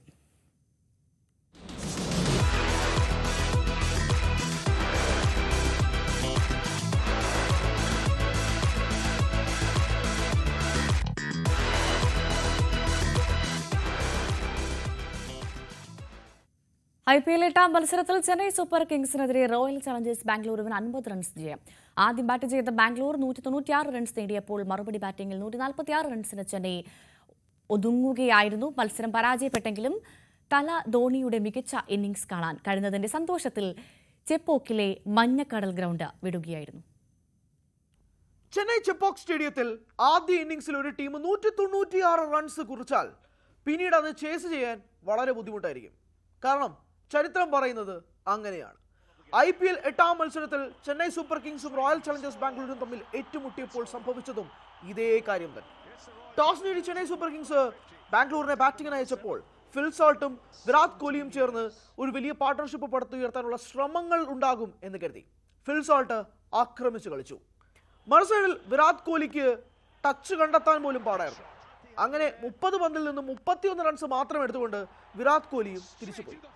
ഫോം ഔട്ടായി നിന്ന ദേവദത്ത് പടിക്കൽ 2-3 ബൗണ്ടറിയൊക്കെ അടിച്ച് പ്രതീക്ഷ നൽകിയെങ്കിൽ പോലും 27 റൺസ് എടുത്ത് ദേവദത്ത് പടിക്കലും മടങ്ങി. പിന്നാലെ രജത് പതീദാർ എന്ന ക്യാപ്റ്റന്റെ ഊഴമായിരുന്നു. 3 അവസരങ്ങളാണ് പതീദാറിന് മാത്രം ലഭിച്ചത്. അതും 2 ഓവറിനിടയിൽ 3 ക്യാച്ചുകളാണ് നഷ്ടപ്പെട്ട് കളഞ്ഞത്. 1 ദീപക് ഹൂഡ, 2 രാഹുൽ ത്രിപാഠി, 3 ഖലീൽ അഹമ്മദ്. ഈ 3 ഫീൽഡർമാരുടെയും പിഴവ് കാരണം രജത് പതീദാർ ചെന്നെത്തിയത് അർദ്ധ സെഞ്ചുറിയിലേക്കാണ്. അവസാനം ടിം ഡേവിഡ് 8 പന്തിൽ നിന്നും 22 റൺസ് കൂടി നേടിയതോടെ റോയൽ ചലഞ്ചേഴ്സ് ബാംഗ്ലൂർ 196 റൺസിലേക്ക് എത്തി. മഞ്ഞക്കടൽ എല്ലാവരും മിണ്ടാട്ടം മുട്ടിപ്പോയി. പിന്നാലെ 2ാം ഇന്നിംഗ്സിൽ ചേസ് ചെയ്യാൻ വേണ്ടി ചെന്നൈ സൂപ്പർ കിങ്സ് എത്തിയപ്പോൾ തുടക്കം തന്നെ പാളുകയായിരുന്നു. കാരണം അത്രയ്ക്ക് പ്രഷറായിരുന്നു ചെന്നൈ ബാറ്റർമാരുടെ കീഴിൽ. ചിദംബരം സ്റ്റേഡിയത്തിൽ 197 ചേസ് ചെയ്യുക അത്ര എളുപ്പമുള്ള കാര്യമല്ല. രാഹുൽ ത്രിപാഠി ആദ്യം പുറത്താകും. പിന്നാലെ 0-ന് ക്യാപ്റ്റൻ ഋതുരാജ് ഗെയ്ക്വാദും പുറത്താകും. പിന്നാലെ ചെന്നൈ ബാറ്റർമാർ എല്ലാവരും താളം കണ്ടെത്താൻ വേണ്ടി പാടുപെട്ടുകൊണ്ടിരുന്നു. ഒരു ഭാഗത്ത് വിക്കറ്റുകൾ നഷ്ടപ്പെട്ടുകൊണ്ടിരുന്നപ്പോൾ മറുഭാഗത്ത് രച്ചിൻ രവീന്ദ്ര പിടിച്ചു നിന്നു. പക്ഷേ അതും അധിക നേരമുണ്ടായില്ല. 31 പന്തിൽ നിന്നും 41 റൺസ് എടുത്ത് രച്ചിൻ രവീന്ദ്രയും മടങ്ങി. ഇമ്പാക്ട് പ്ലെയറായി എത്തിയ ശിവം ദൂബെ 15 പന്തിൽ നിന്നും 19 റൺസ് മാത്രം എടുക്കുകയും ചെയ്തു. അങ്ങനെ വിക്കറ്റുകൾ തുരുതുരാ പോയി അവസാനം മഹേന്ദ്ര സിംഗ് ധോണിയിലേക്ക് വരെ കളിയെത്തി. ധോണി എത്തിയ പാടെ തന്നെ ആദ്യം ഡിഫെൻഡ് ചെയ്ത് കളിച്ചെങ്കിൽ പോലും അവസാനം മത്സരമൊക്കെ കയ്യിൽ നിന്നും പോയതിനു ശേഷം ധോണി അക്രമാസക്തനായി. 6കളും 4കളും ധോണിയുടെ ബാറ്റിൽ നിന്നും പായാൻ തുടങ്ങി. മത്സരം കയ്യിൽ നിന്നും പോയെന്നറിഞ്ഞ ചെന്നൈ ആരാധകർ എല്ലാവരും ആവേശത്തിലായി. കാരണം അവരിൽ പലരും കാത്തിരുന്നത് മഹേന്ദ്ര സിംഗ് ധോണിയുടെ ഒരു ഇന്നിംഗ്സ് കാണാനായിരുന്നു. അങ്ങനെ 16 പന്തിൽ 30 റൺസ് എടുത്ത് ധോണി ഗ്രൗണ്ടിൽ നിന്നും ഇറങ്ങി. കൂട്ടത്തിൽ 50 റൺസിന് റോയൽ ചലഞ്ചേഴ്സ് ബാംഗ്ലൂരിന്റെ വിജയവും. ഈ സീസണിൽ ചെന്നൈ സൂപ്പർ കിങ്സിന്റെ ആദ്യ പരാജയവുമായി. റോയൽ ചലഞ്ചേഴ്സ് ബാംഗ്ലൂർ ആവട്ടെ കളിച്ച 2 മത്സരങ്ങളിൽ നിന്ന് 2 വിജയവും സ്വന്തമാക്കി. ചെന്നൈ തോറ്റാലും തല കളിച്ചല്ലോ എന്നുള്ള വിശ്വാസത്തിലും സന്തോഷത്തിലും ചിദംബരം സ്റ്റേഡിയത്തിൽ നിന്നും മഞ്ഞക്കടൽ ഇറങ്ങിപ്പോയി. IPL-ൽ മുംബൈ ഇന്ത്യൻസ് ഇന്ന് ഗുജറാത്ത് ടൈറ്റൻസിനെ നേരിടും. സീസണിലെ ആദ്യ മത്സരത്തിൽ പരാജയപ്പെട്ട ശേഷമാണ് ഗുജറാത്തും മുംബൈയും 2ാം മത്സരത്തിന് ഇറങ്ങുന്നത്. കുറഞ്ഞ ഓവർ നിരക്കിന്റെ പേരിൽ ഒരു മത്സരത്തിൽ വിലക്ക് നേരിട്ട ഹർദിക് പാണ്ഡ്യ ഇന്ന് മുംബൈ ക്യാപ്റ്റനായി എത്തും. മലയാളി താരം വിഘ്നേഷ് പുത്തൂരിനും ആദ്യ 11-ൽ അവസരം ലഭിച്ചേക്കും. ഗുജറാത്തിന്റെ ഹോം ഗ്രൗണ്ടായ അഹമ്മദാബാദിലെ നരേന്ദ്രമോദി സ്റ്റേഡിയത്തിൽ രാത്രി 7:30-ക്കാണ് മത്സരം. 9 മണി വാർത്ത പൂർണ്ണമാകുന്നു. ഇടവേളയ്ക്ക് ശേഷം കൂടുതൽ വാർത്തകളും വിശകലനങ്ങളും കാണാം. KP അഭിലാഷ് ചേരും ന്യൂസ് ട്രെൻഡ്സിൽ. നമസ്കാരം.